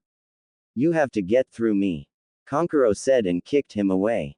Chunin Exam Stadium. What's up with that barrier? Naruto asked as he dodged a kunai strike from a Sound Ninja and kicked him away. Naruto, I need you to help evacuate the civilians and get them to safety. Kakashi said. I need to go and stop Gaara. Naruto said. No. Sasuke can handle it. Kakashi said. If you think Sasuke can handle a Jinchuriki that's unstable, then you're more of an idiot than I thought. Naruto said and kicked a Sound Ninja away. That's an order. Kakashi said. No. Naruto, go after Gaara. We've already sent a team after him. You should be able to catch up to them. Make sure Sasuke gets back to the village, and if you have to, use force. Jiraiya said, and Naruto nodded then vanished. Why do you think Naruto can handle Gaara? Kakashi asked. You need to get your head out of his ass. Sasuke isn't strong enough to defeat Gaara if he releases Shukaku. Jiraiya said. Oh, and what can Naruto do if he releases Shukaku? Kakashi asked. Naruto can summon the boss toad. Now, I'm going to the barrier to help the Hokage. Take out as many sound ninja you can and then meet up with the Anbu commander for further instructions. Jiraiya said and walked away. Naruto was running through the forest dodging any sound ninja and took them out with ease. He was surprised at how easy it was to take them out and figured Orochimaru must not care about his ninja at all if they're that weak. After a while of fighting and rushing towards Gaara, Naruto came across Kankuro, who was sitting by a tree in pain. Kankuro, what happened? Naruto asked. It's Sasuke. I tried to stall him, and when I had him beat, he had these weird markings on his body and completely destroyed me. Kankuro said. Can you move? Naruto asked. I'll need some help. He's going after Gaara. Temari's trying to calm Gaara down, and if Sasuke manages to get to him, then he'll release Shukaku, and we're not strong enough to stop him. Kankuro said as Naruto helped him up. Don't worry. If Shukaku is released, I can handle him. As for Temari, I think she should be able to hold Sasuke off until we get there. Actually, there was a search party sent after him. Did you see them? Naruto asked. Yeah, I told them to go ahead. Kankuro said as they were jumping through the trees. Who was it? Naruto asked. The useless pink-haired girl, the lazy bum, and the creepy bug boy. Kankuro said, and Naruto snickered at that. Sakura, Shino, and Shikamaru. Not a bad team, but they could have sent more. Naruto said. Wait, there's Temari. Kankuro said, pointing to Temari laying on a tree branch, and they landed next to her, causing her to point a kunai at them. Relax, Temari. It's just us. Naruto said, and she lowered the kunai. Sasuke got me. I had him, and then he used a fire jutsu against my wind, then used some kind of jutsu that had marks on his face and completely caught me off guard. Temari said. Yeah, that thing caught me off guard as well. Kankuro said. The others went ahead. Temari said. Then I'm going. Naruto said. Naruto, please don't hurt Gaara. It's not his fault. Temari said. I know. It's your father's fault and whoever put the seal on him. Naruto said. What do you mean? I get it's my father's fault, but how is it the fault of somebody who put the seal on him? Kankuro asked. Because Gaara's seal is horrible. I know a bit about sealing, and Pervy Sage taught me one that will work. After I get a chance to defeat Gaara, I'll fix his seal. He'll still have his instant sand defense, but he won't be unstable and will actually be able to sleep. Naruto said. I don't know. How can we be sure you know what you're doing? Kankuro asked. It's either that or I let him run on a rampage and possibly get you two killed. Naruto said. Do it. Temari said. Temari. Kankuro said. No, Kankuro. If this is Gaara's chance at being normal again and no longer being labeled a killing machine, then I'll take it. Temari said. Fine. If you mess this up, then I'll come after you. Kankuro said. I'll keep that in mind. Naruto said and vanished. Let's heal up before we go. Temari said, and Kankuro nodded. You like him, don't you? Kankuro asked. Who? Temari asked. Naruto. Kankuro said. Not in the way you're thinking. He's a good friend. He showed me around the village a few times. I can't date him or anything, it wouldn't work out. Temari said. Are you going to tell him? Kankuro asked. I don't think I need to. He probably already knows that and feels the same way. Besides, that Hyuga girl has her eyes on him. Temari said. The quiet one. Huh. Never would have guessed. Kankuro said. Naruto. Naruto was quickly jumping through the trees trying to get to Gaara quickly and stop him from transforming. He heard the sound of Sasuke's Chidori and then heard an explosion. He channeled chakra into his legs to increase his speed, and when he made it to the area where Gaara and Sasuke were fighting, Gaara was already in his second stage and Sasuke was pretty much defeated. Naruto saw the same marks on his body Kankuro and Temari told him about. Gaara launched himself at Sasuke preparing to end him and Naruto jumped in and gave him a chakra-enhanced kick to the face. Naruto! Sakura exclaimed. Man, am I glad to see you. Shikamaru said. Grab Sasuke and leave. Naruto said. No way. We're taking him on together. Sakura said, and then Gaara yelled, causing everyone to look on in shock as he finally released Shukaku. Like I said, take Sasuke and go back to the village. I can handle him. Naruto said. Naruto, there is no way you can handle that thing alone. Yeah, you've gotten stronger over this month and can possibly say that you're the strongest genin in the village, but this is on a completely different level. We should wait for a Jonin squad to show up. Shikamaru said. Just leave. I can handle this. Naruto said, then bit him thumb and went through hand signs. Summoning jutsu. You again. What is it this time, kid? Gamabunta asked. Rescue team. Is that a giant toad? Sakura asked. It is. I think we should get back. This is about to get messy. Shikamaru said. I'll grab Sasuke. Shino said. Aren't we going to help him? Sakura asked. No. Naruto can handle this himself. Shikamaru said, and they leapt away from the fight. Naruto versus Gaara. Do you not see the Shukaku sand spirit in front of us? We need to take him down. Naruto said. A tailed beast. Why is it that the blonde summoners always gave me fight-tailed beasts? You're lucky I like you, kid. Gamabunta said. Play possum jutsu. Gaara forced himself to go to sleep and relinquished full control to Shukaku. Oh yeah, I'm finally free, baby. Here we go. I hope you're ready to die. Let's do this. Shukaku yelled. Get ready, Chief Toad. Naruto said. I'm way ahead of you. Gamabunta said. Wind style. Drilling air bullets. Shukaku fired multiple bullets of highly compressed air at Gamabunta, who leapt into the air to dodge them. Shukaku didn't let up and continued shooting his jutsu at Gamabunta, who had no choice but to counter. Water style. Liquid bullets. Gamabunta fired multiple bullets of water from his mouth and they collided into the air bullets from Shukaku, resulting in an explosion of water. Gamabunta pulled out his sword, and when he was close enough, he cut the arm off of Shukaku, making him yell out in pain. Kid, we need to wake up the boy on Shukaku's head.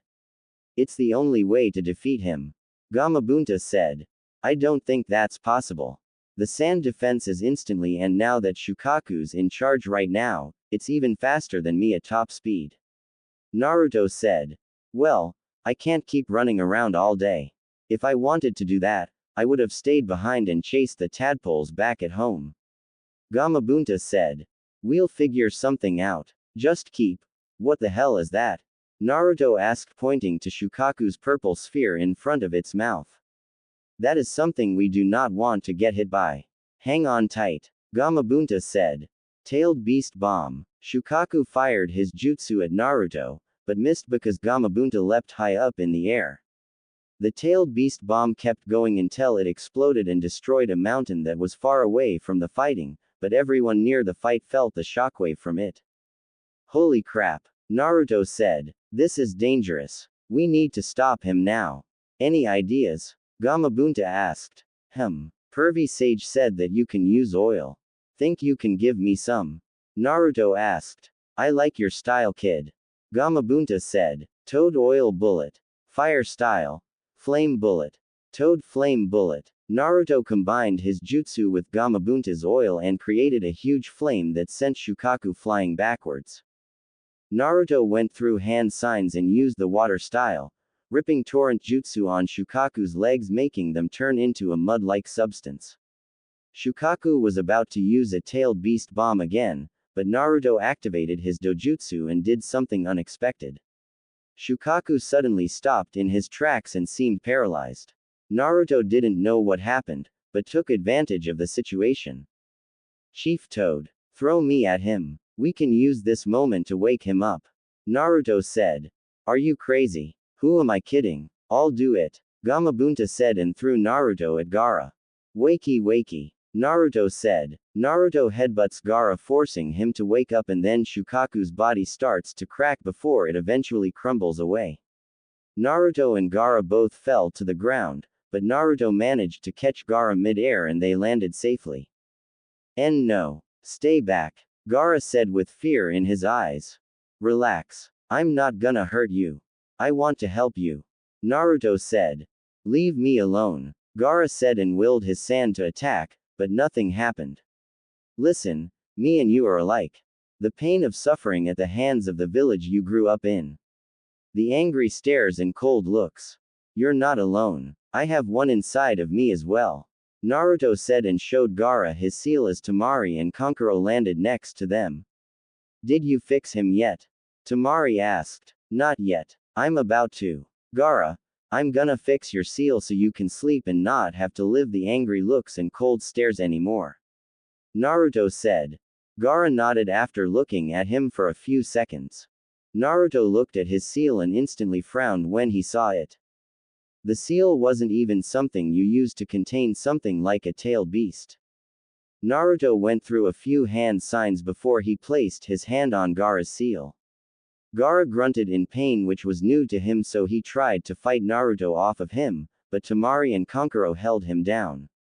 After 10 minutes, Gaara's old seal was destroyed and a new one took place. Naruto placed a 6-symbol seal on Gaara, with the middle part of the seal being the lock to the seal where everything connects. It wasn't as strong as Naruto's seal, but it was perfect for holding Shukaku.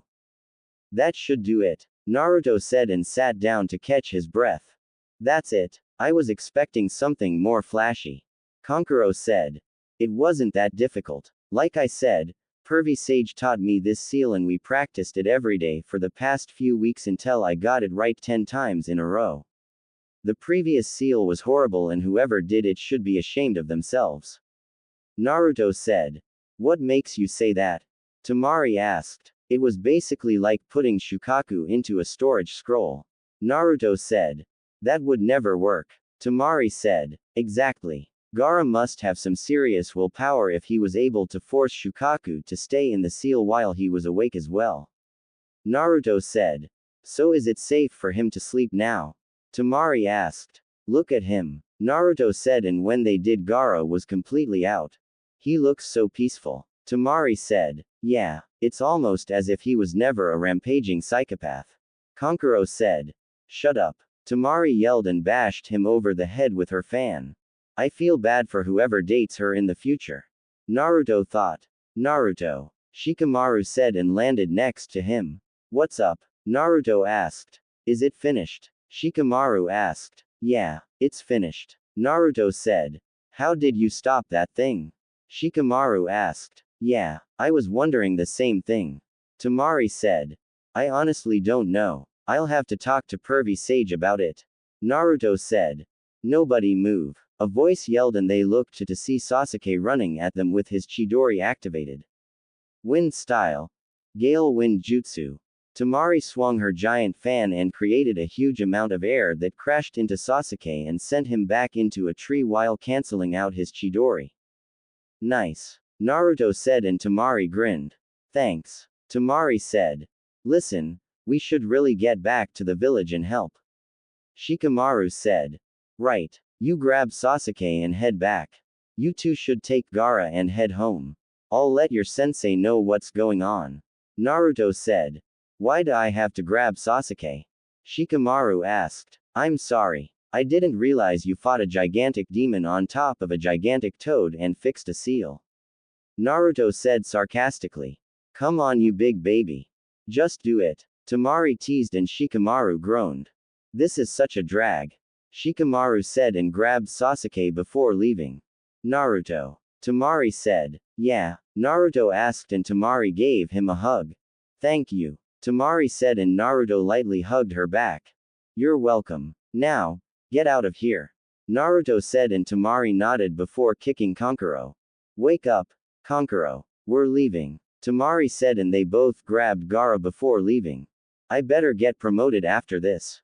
Naruto thought and left. Next day. I figured you'd want to be at the funeral with everyone else. Jiraiya said to Naruto as they were both leaning on the same post at Training Ground 7. I didn't think it would be smart for me to be there anymore. I was there and not even his funeral was enough to keep ninja and civilians from glaring at me. Naruto said. He didn't tell you about your parents for your protection. They were both well-known ninja who helped in our victory during the Third Shinobi War.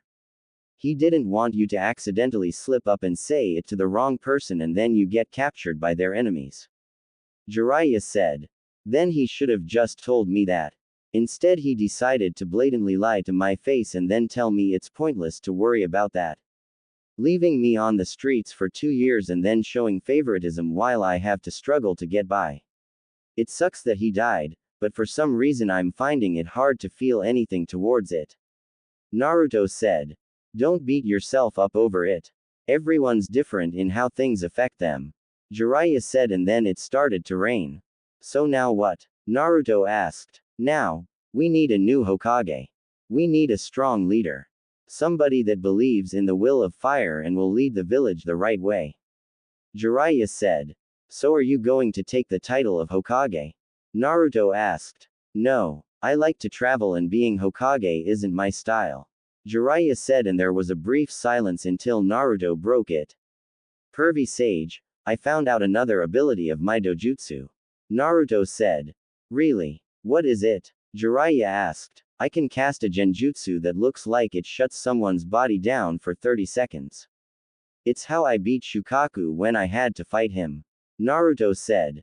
That's kind of disturbing. Do you think it can cast any other genjutsu? Jiraiya asked. I don't know. That was the first time I did it. Naruto said. We'll have to work on that then. For now, I'll give you 2 days to rest up. Not many genin can say that they managed to beat a tailed beast. Jiraiya said. I guess you're right. Naruto said, and then the rain stopped. However, I need answers. How exactly were you able to figure out the first 3 activations for the 7 heavenly breaths so quickly?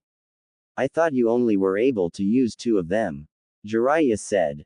I never slept when you sent me home. I used my shadow clones while I meditated and had them practice every night until they had them done. Compared to the 8 inner gates, it focuses on gathering oxygen into your lungs. I had my shadow clones hold their breath underwater for as long as they could, and then we tried the techniques.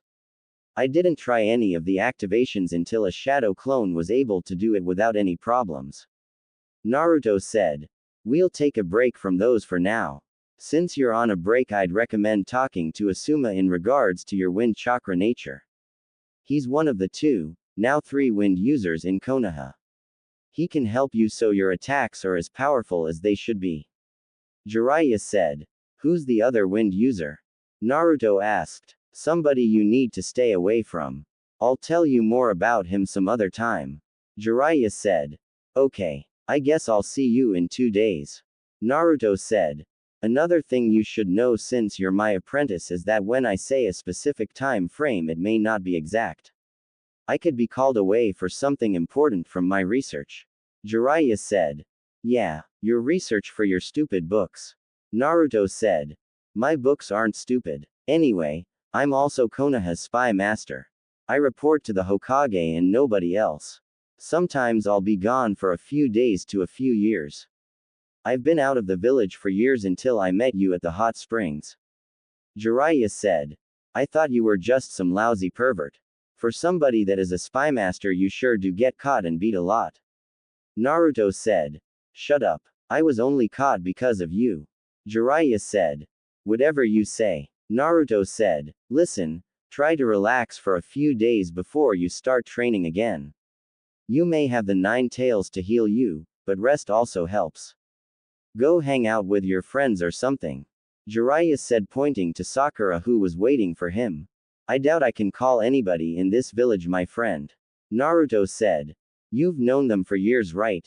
You should be friends with them by now. Jiraiya said. Well, I'm not. The only person I think I can call a friend is Temari, and she's from another village, but I'll see what I can do. Naruto said. That's the spirit. Jiraiya said and vanished as Sakura walked up to him. Yes, Sakura. Naruto asked. Why weren't you at the funeral? Sakura asked. I was. I left early. Naruto said. Konohamaru was looking for you. He was a mess. Sakura said. I'll talk to him next time I see him. Naruto said. Listen, later on everyone is going to meet up for some food at Yakiniku-Q. I just wanted to see if you wanted to come. Sakura said. I can't. Naruto said, and Sakura got angry as usual. Why not? You think you're too good to hang out with the rest of the Rookie 9? Sakura said. No, I'm not allowed in that place. Actually, that entire part of the village hates me. Naruto said. This is what happens when you keep pranking everyone and everything. You're such an idiot. It's no wonder you're always alone and nobody likes you. Sakura said and instantly regretted it. I see. Have a good day, Sakura. Naruto said and walked away. Naruto, Sakura didn't finish because Naruto vanished. Next day. So, Naruto, you and Temari seemed to get along well after she apologized. Ayame said. Yeah, she's a cool person. Naruto said. What do you think of her? Ayame asked. She's smart, strong and really cares for her brothers. Naruto said. Do you like her? Ayame asked with a grin. Not in the way you're thinking. Naruto said. What do you mean? Ayame asked. You think I like her as a girlfriend and I don't. We wouldn't really work out. She needs somebody that's kind of submissive, I guess you can say. She likes to be in charge and plus she needs somebody to match her intelligence. I'm somewhat smart, but not smart enough to be with her. That and I'm not really the submissive type. We'd argue like every day since she won't be able to boss me around. Naruto said. How do you know about being submissive? Ayame asked. Anko and Yugao taught me. Naruto said. Great. It just had to be Anko who taught him. Ayame thought. So what kind of girl would you like? Ayame said. I don't know. She has to have red hair though. It's my favorite color. Naruto said. If red is your favorite color, then why don't you have anything red on? Ayame asked. I do. My shirt underneath is red. Naruto said, and then they were interrupted by none other than Jiraiya. Seriously, Naruto, you just couldn't stay away from the ramen. Jiraiya said. Pervy Sage, what are you doing here? I thought I had a few days off. Naruto asked. There's been a change of plans. We're going on a mission. Meet me at the gate in an hour. Jiraiya said. You got it, Pervy Sage. Naruto said, and Jiraiya sighed. I really wish he'd stop calling me that. Jiraiya thought. Naruto and Jiraiya. So, what's the mission? Naruto asked as they were walking along the road. We're going to find a woman. Jiraiya said. Seriously? You brought me with you just so you can shag a random woman and then write about it in one of your books. Have you no shame, Pervy Sage? Naruto asked. This isn't just some woman. She's a very remarkable woman. Jiraiya said. Right. Anyway, I think it's time we start talking about my training. Naruto said. What training? Jiraiya asked. It's just that I think it's time I added something unique to my skill set. Don't get me wrong, I know I have ninjutsu, taijutsu and fuinjutsu, but anybody can learn those. I'm talking about something unique that is difficult to learn. Something complicated, yet simple at the same time. Naruto said. Something complicated, yet simple, huh? I've got just the thing. Jiraiya said. What is it? Naruto asked. A simple, yet complicated jutsu. Jiraiya said. So, when do we get started? Naruto asked. We need to stop by the nearest town first before we do anything. I don't have the supplies on me for the jutsu. Jiraiya said, and they stopped at a sign. Atofika town. That's 10 kilometers from here. Naruto said. That's right. It's our first stop in our search. Jiraiya said. Right. So, why'd you chose me to come with you? Naruto asked. Well, you're my apprentice and I think you'll play a major part in the success of this mission. That and I did say I would tell you who I really am, along with the identity of one of your parents. Jiraiya said. Yeah, but you also said that you'd only tell me if I became a Chunin. Naruto said. Trust me, you're gonna make Chunin when we get back to the village. Everything that happened during the Chunin exams and invasion has been carefully documented. Jiraiya said. If you say so. Naruto said. Now, which parent do you want to know about? Jiraiya asked and Naruto thought about it for a minute. My mom. Naruto said. Okay. I'll introduce myself first. As you know, I'm Jiraiya the Toad Sage and one of the legendary Sannin. However, I'm also your godfather. Jiraiya said. My what? Where the hell were you? Naruto yelled. Listen, I'm Konoha's spy master and I traveled a lot. It wouldn't have been smart for me to bring a newborn along with me, so I decided to leave you in the village with the Hokage. I would send you money every month and until I saw you at the hot springs, I honestly thought you were living a nice life from what he would report to me. That toad wallet you carry around is from me. I decided that if I wanted to keep you safe and your Jinchuriki status a secret, I'd protect you from the outside. I've stopped so many lead ninja from leaking information about you over the years that the amount would be considered a small army. Jiraiya said. So, you thought you would be better off protecting me from the outside rather than taking me with you? Naruto asked. Exactly. Jiraiya said. I guess I can agree with that. What about my mom? Naruto asked. Her name was Kushina Uzumaki. She was a well-respected kunoichi in our village and was well known for her unique use of ninjutsu and her kenjutsu abilities. Before she died, some people would say that she was stronger than Tsunade, my other teammate in the legendary Sannin. As a kid she was a headstrong, impulsive, eccentric, and stubborn girl. As well as a bit of a tomboy. However, with time she matured and was very level-headed and cheerful with a noticeable sassy side to her. She died protecting you from the wrath of the Nine Tails during the attack. All she wanted was a peaceful life with a family and that was all taken away from her the day you were born. Your name is the name of a character from the very first book that I wrote that didn't sell as well as I hoped it would. Jiraiya said. Do you think she would be proud of me?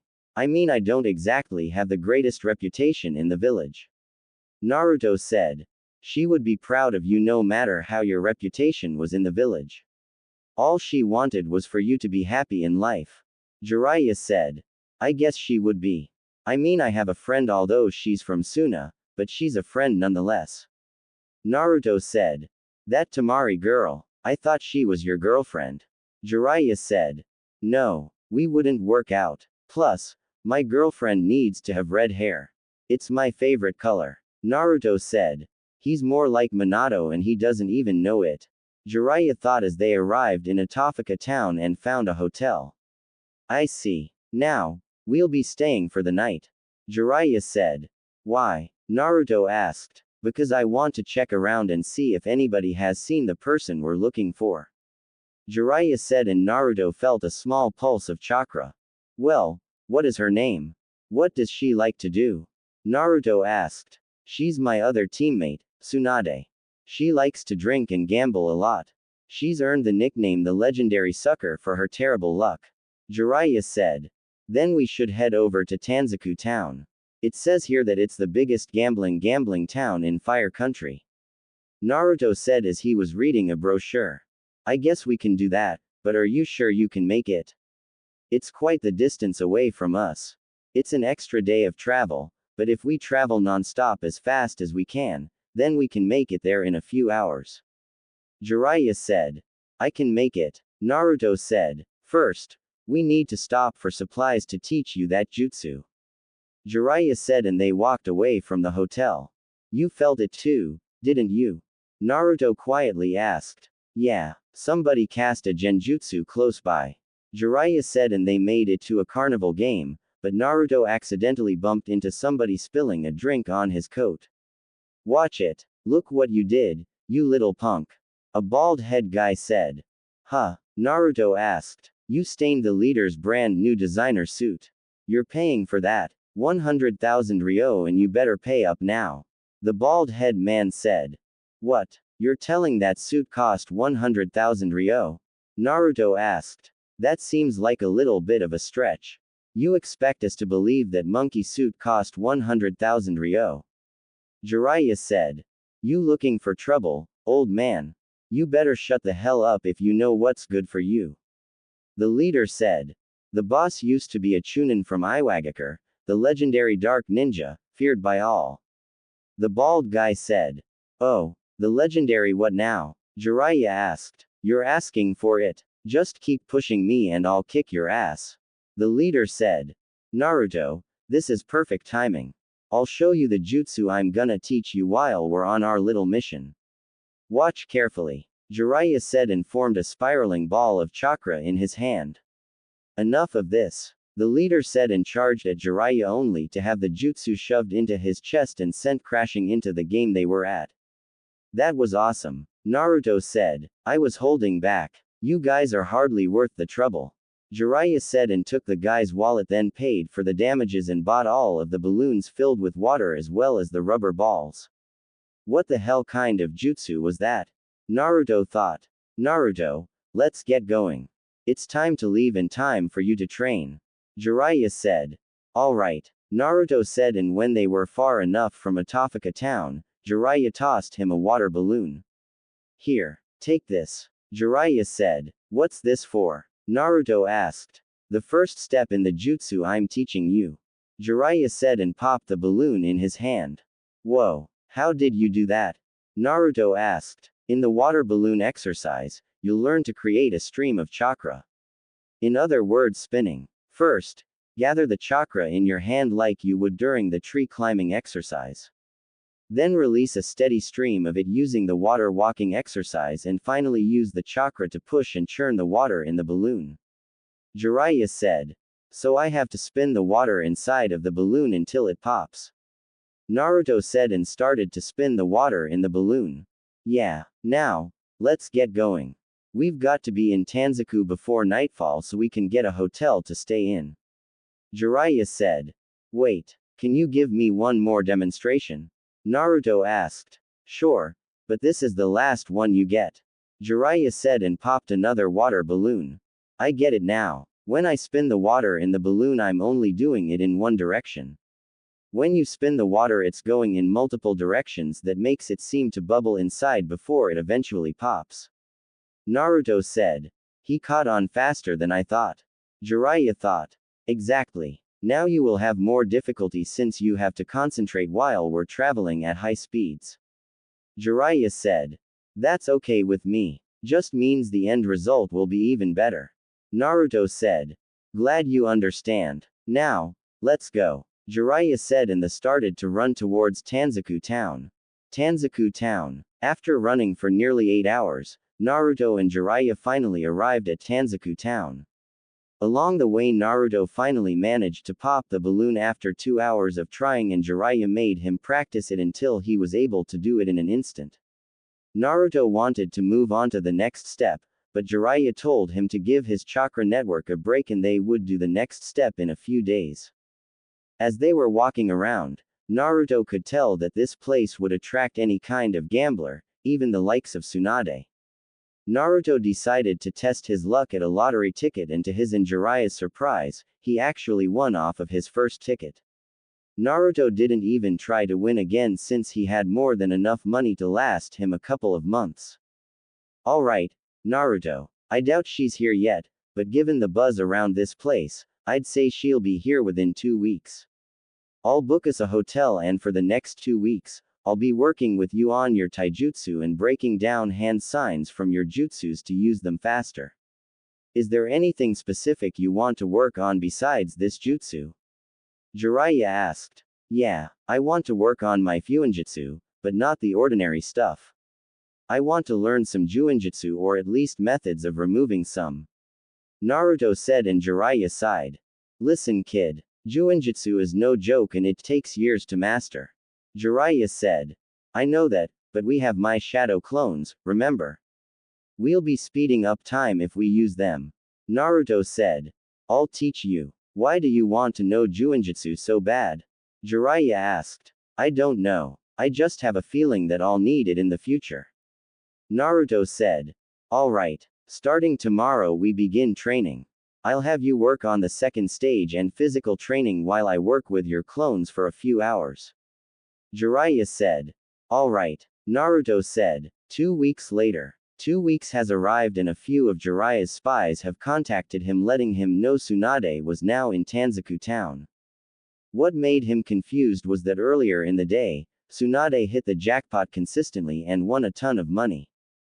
Over the past 2 weeks Jiraiya worked Naruto into the ground. He needed less hand signs for all of his jutsus, his taijutsu was even better than before, he managed to get past the second step in his jutsu which required him to pop a rubber ball. Jiraiya kept his word and taught Naruto some Juinjutsu releasing methods that Naruto took to like a fish in water. Currently Jiraiya had Naruto working on the final step to his jutsu which relies on him combining the first and second steps together. Alright, Naruto. According to my sources, Tsunade is in town. She's been here for a few days and we've been gone from the Leaf Village for over 2 weeks.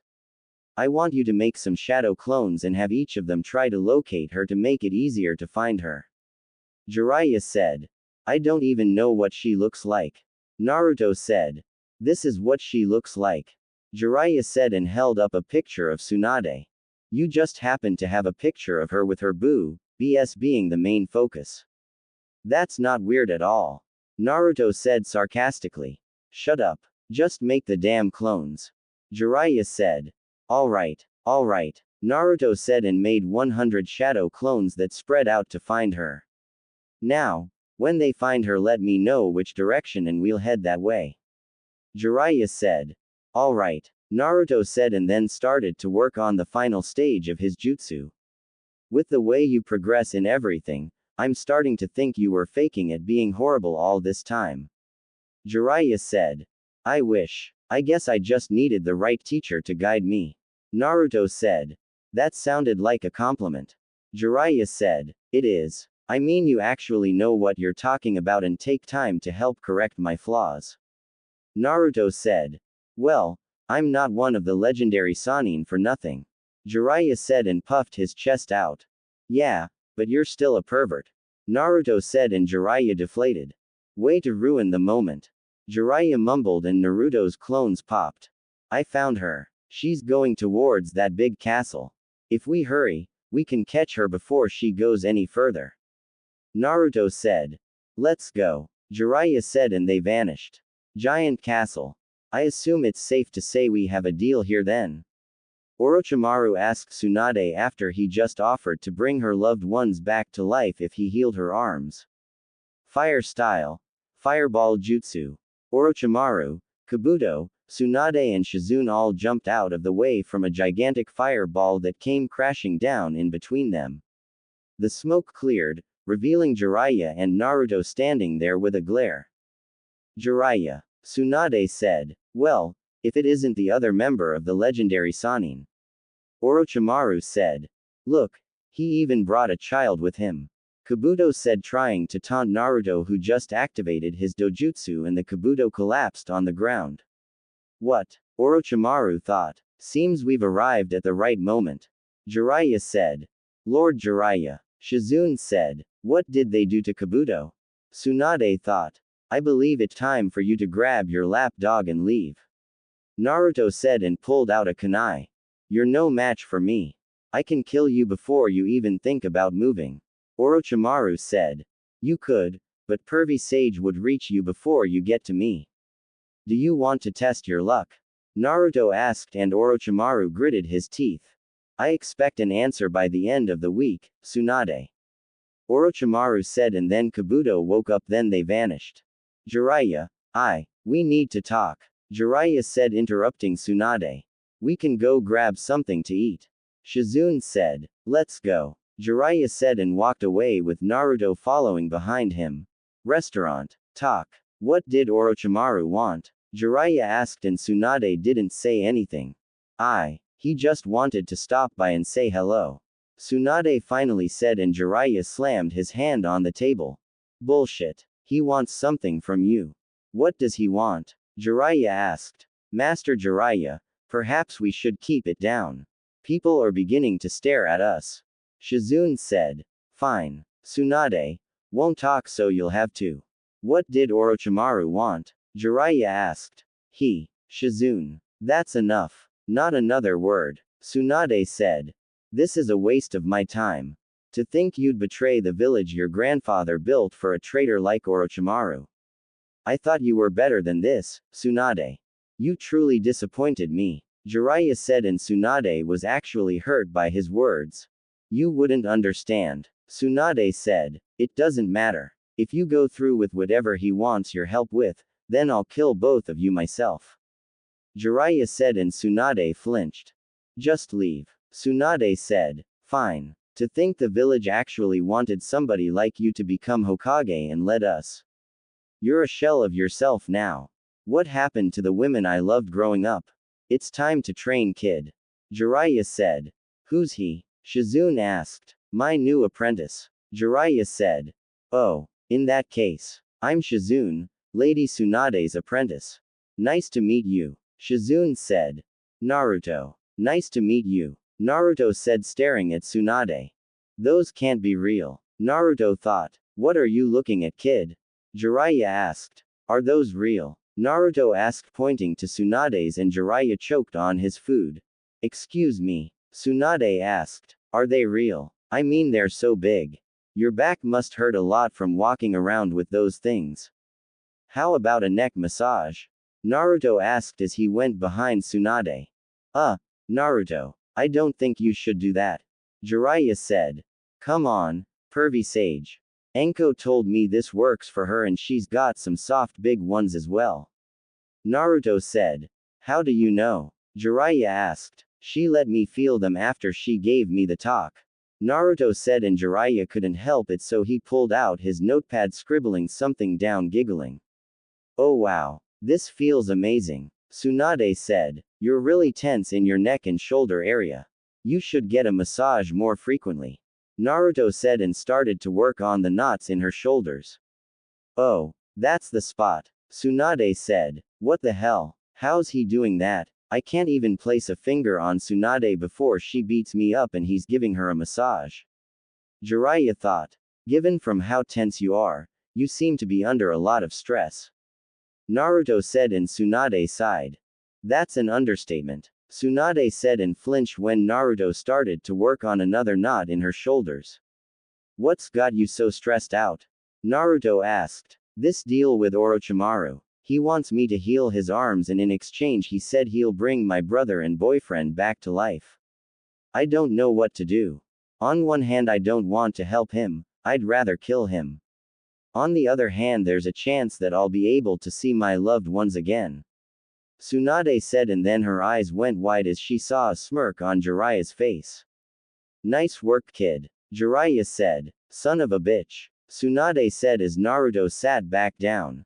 Thanks, pervy sage, Naruto said. I really wish you wouldn't call me that, Jiraiya said. How did you do that? Shizune asked. I grew up on the streets for 2 years. I learned how to manipulate people and get answers in nonviolent ways. That and Anko helped me out with some tips just in case I ever had a seduction mission. Anyway, she had quite a few drinks of the strongest sake available, and I waited for the right moment to strike. A cloudy mind and a nice massage works a lot apparently. You should really get a massage more often. Your large are hurting your shoulders. Ever thought about getting some custom-made bras to hold them up? Naruto asked. You're pretty straightforward, Tsunade said. Was that rude? I made the same mistake with Temari. I like your necklace, Naruto said. What? Tsunade asked. I'm not really good at holding conversations with people, mainly females. I'm usually having a one-way conversation with everyone ignoring me. I'm getting better, I think, Naruto said. Anyway, I hope you're not thinking about helping Orochimaru, because I can tell you that it won't be smart if you did, Jiraiya said. What makes you say that? Tsunade asked. Well, the jutsu he wants to use is the forbidden jutsu your uncle created. He'll bring them back to life, but they'll only be a reanimation. He's already brought back Hashirama and Tobirama to fight Sensei when he invaded during the Chunin exams, Jiraiya said. I heard about that. Nice job using Gamabunta to take out the one-tailed beast. I see you haven't lost a step, Tsunade said with a small smile. I didn't summon Gamabunta. I was still trying to help Sensei, but the barrier Orochimaru's lackeys used was stronger than I thought. Naruto was the one who summoned Gamabunta and defeated the One-Tails. Jiraiya said. Him. Seriously. How? He's just a kid. Tsunade said. Can I show her? Naruto asked. Yeah. Jiraiya said, and Naruto activated his dojutsu. The Hishigan. Tsunade whispered. The what? Naruto asked. Let's talk somewhere else. Tsunade said, and they left. Jiraiya Hotel. So what's the Hishigan? Jiraiya asked. It's a dojutsu that was rare amongst the Uzumaki clan. My grandmother, Mito Uzumaki, told me once that not many Uzumaki can use this dojutsu because they never go through enough emotional trauma. The fact that you awakened it tells me you've had a hard life growing up. Tsunade said. That's an understatement. Naruto mumbled. So what exactly does it do? So far all we know is that he can see chakra pathways, he's immune to genjutsu when it's activated, and can cast a genjutsu that shuts the body down for 30 seconds. It's how he defeated Shukaku. Jiraiya said. Another thing is that whoever has the Hishigan will be able to use the Ice Keke Genkai. You can cast genjutsu with them like the Sharingan, but only one person has been able to do that, and that was Ashina Uzumaki, the clan head. That genjutsu that shuts down the body isn't a genjutsu per se. It's a hidden ability that temporarily disrupts a person's brain waves and shuts the body down. Tsunade said. Whoa. Naruto said. Is that everything? Jiraiya asked. Yeah. Now, why did you go through so much as a child? Didn't your parents look for you? Tsunade asked. My parents are dead. I'm the Nine-Tails Jinchuriki, and that should tell you everything you need to know. Naruto said. Didn't anybody take care of you? Tsunade asked. No. Sensei was supposed to look after him for me, but it turns out he's been lying to me when I asked for reports on how he was doing and if I needed to return to the village. Jiraiya said. Why would he look after him for you? Tsunade asked. He's my godson. I couldn't take him with me since I was constantly on the live with my spy network, so I left him in Sensei's care. Jiraiya said.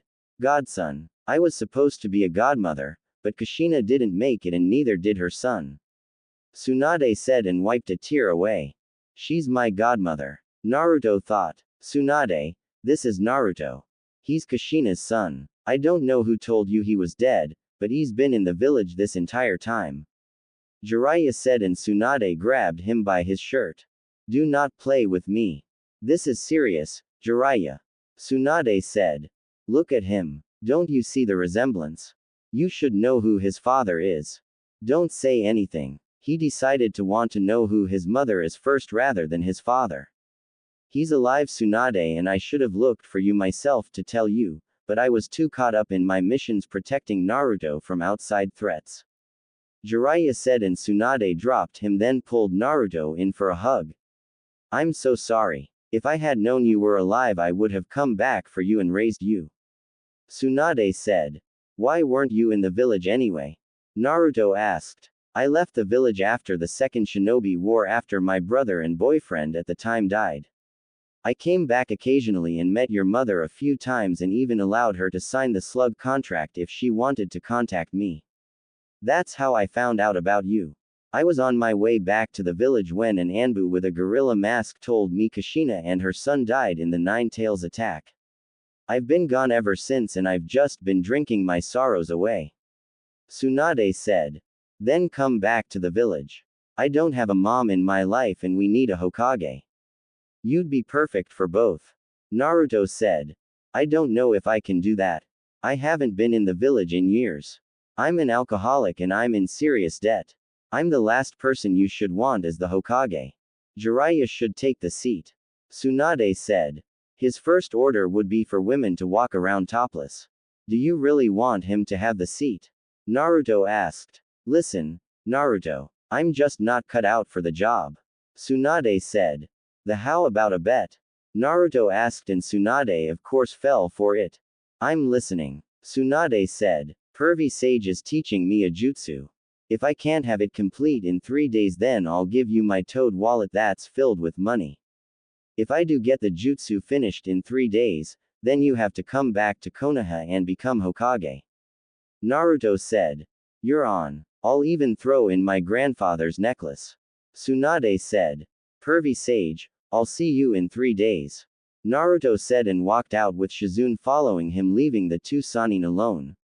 You know he's gonna win that bet. Jiraiya said. I know. I was going to come back regardless to be close to him. I wanted to talk to you alone. Tsunade said. About what? Jiraiya asked. Was his life really that bad? Doesn't he have any friends? Tsunade asked. He didn't go into full detail about his life with me. He only told me bits and pieces. As for friends, he has one. A girl named Temari from Suna. Jiraiya said. The Cage's daughter. How'd that happen? Tsunade asked. They met during the Chunin exams from my understanding. Seemingly enough you'd think they have a thing for each other, but that's not the case. He said they're just friends and you'd swear they've known each other all their life from how close they've gotten over the month break between the finals of the Chunin exams. Jiraiya said. Just one friend and she's basically royalty. That's interesting. Doesn't he have any other friends? Tsunade asked. No. He realized that nobody was really his friend and they never paid attention to him when he would talk to them. He's never actually held a conversation, which is why he thought he was being rude when mentioning you and quickly apologized, then complimented you on your jewelry. It's a work in progress, but I think he's getting the hang of it. Jiraiya said. What's he like? Tsunade asked. He's a combination of Minato and Kushina. Of course he has the Uzumaki temper, but I think Minato's calm-like attitude balances him out. He can figure stuff out quickly, but he just needs a little push in the right direction. The jutsu he's learning is the Rasengan and he's nearly completed it. It hasn't even been a month yet. Jiraiya said, and then there was a silence between them until Tsunade spoke up. Why didn't we ever work out? Tsunade asked. You rejected me pretty bad on a day I was just checking up on you. I know you were going through some things after losing Dan and Nawaki, but I was only there as a friend that you needed. Jiraiya said.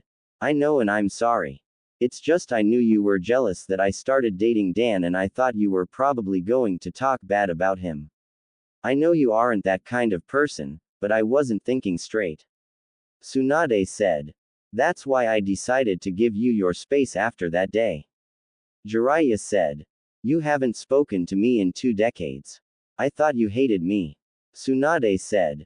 I didn't hate you. I hated what you said to me and how you showed no remorse for it. I decided to focus on my spy network and then Naruto was born, so I had to work even harder. Jiraiya said. Does the village really want me to become Hokage? Tsunade asked. They were going to give me the hat, but I turned it down and recommended you. Jiraiya said. Then if this is a mission of that caliber, then why'd you bring Naruto along? Tsunade asked. The elders wanted to send Anbu with me and they'd slow me down. He's my apprentice and I wanted to train him some more and get him out of the village. That and I figured it was time you two met. Jiraiya said. Naruto and Shizune. Naruto, can I talk to you? Shizune asked. Sure. Naruto said. You need to call off the net with Lady Tsunade. Shizune said. Why? Naruto asked. Because that necklace is cursed. Every time she gave it to somebody, they ended up dying. Shizune said. Listen, she's the one who offered the necklace. I just wanted her to come back to the village to become Hokage and finally have some kind of family. Naruto said. I understand that, but you shouldn't take the necklace. It can kill you. It's bad luck. Shizune said. I have a giant fox sealed into my gut and I've already had Leaf Ninja try to kill me. A little more bad luck won't hurt me. Naruto said. Leaf Ninja? Shizune asked. I've already said too much. I need to start training and win this bet. Naruto said. Don't say I didn't warn you.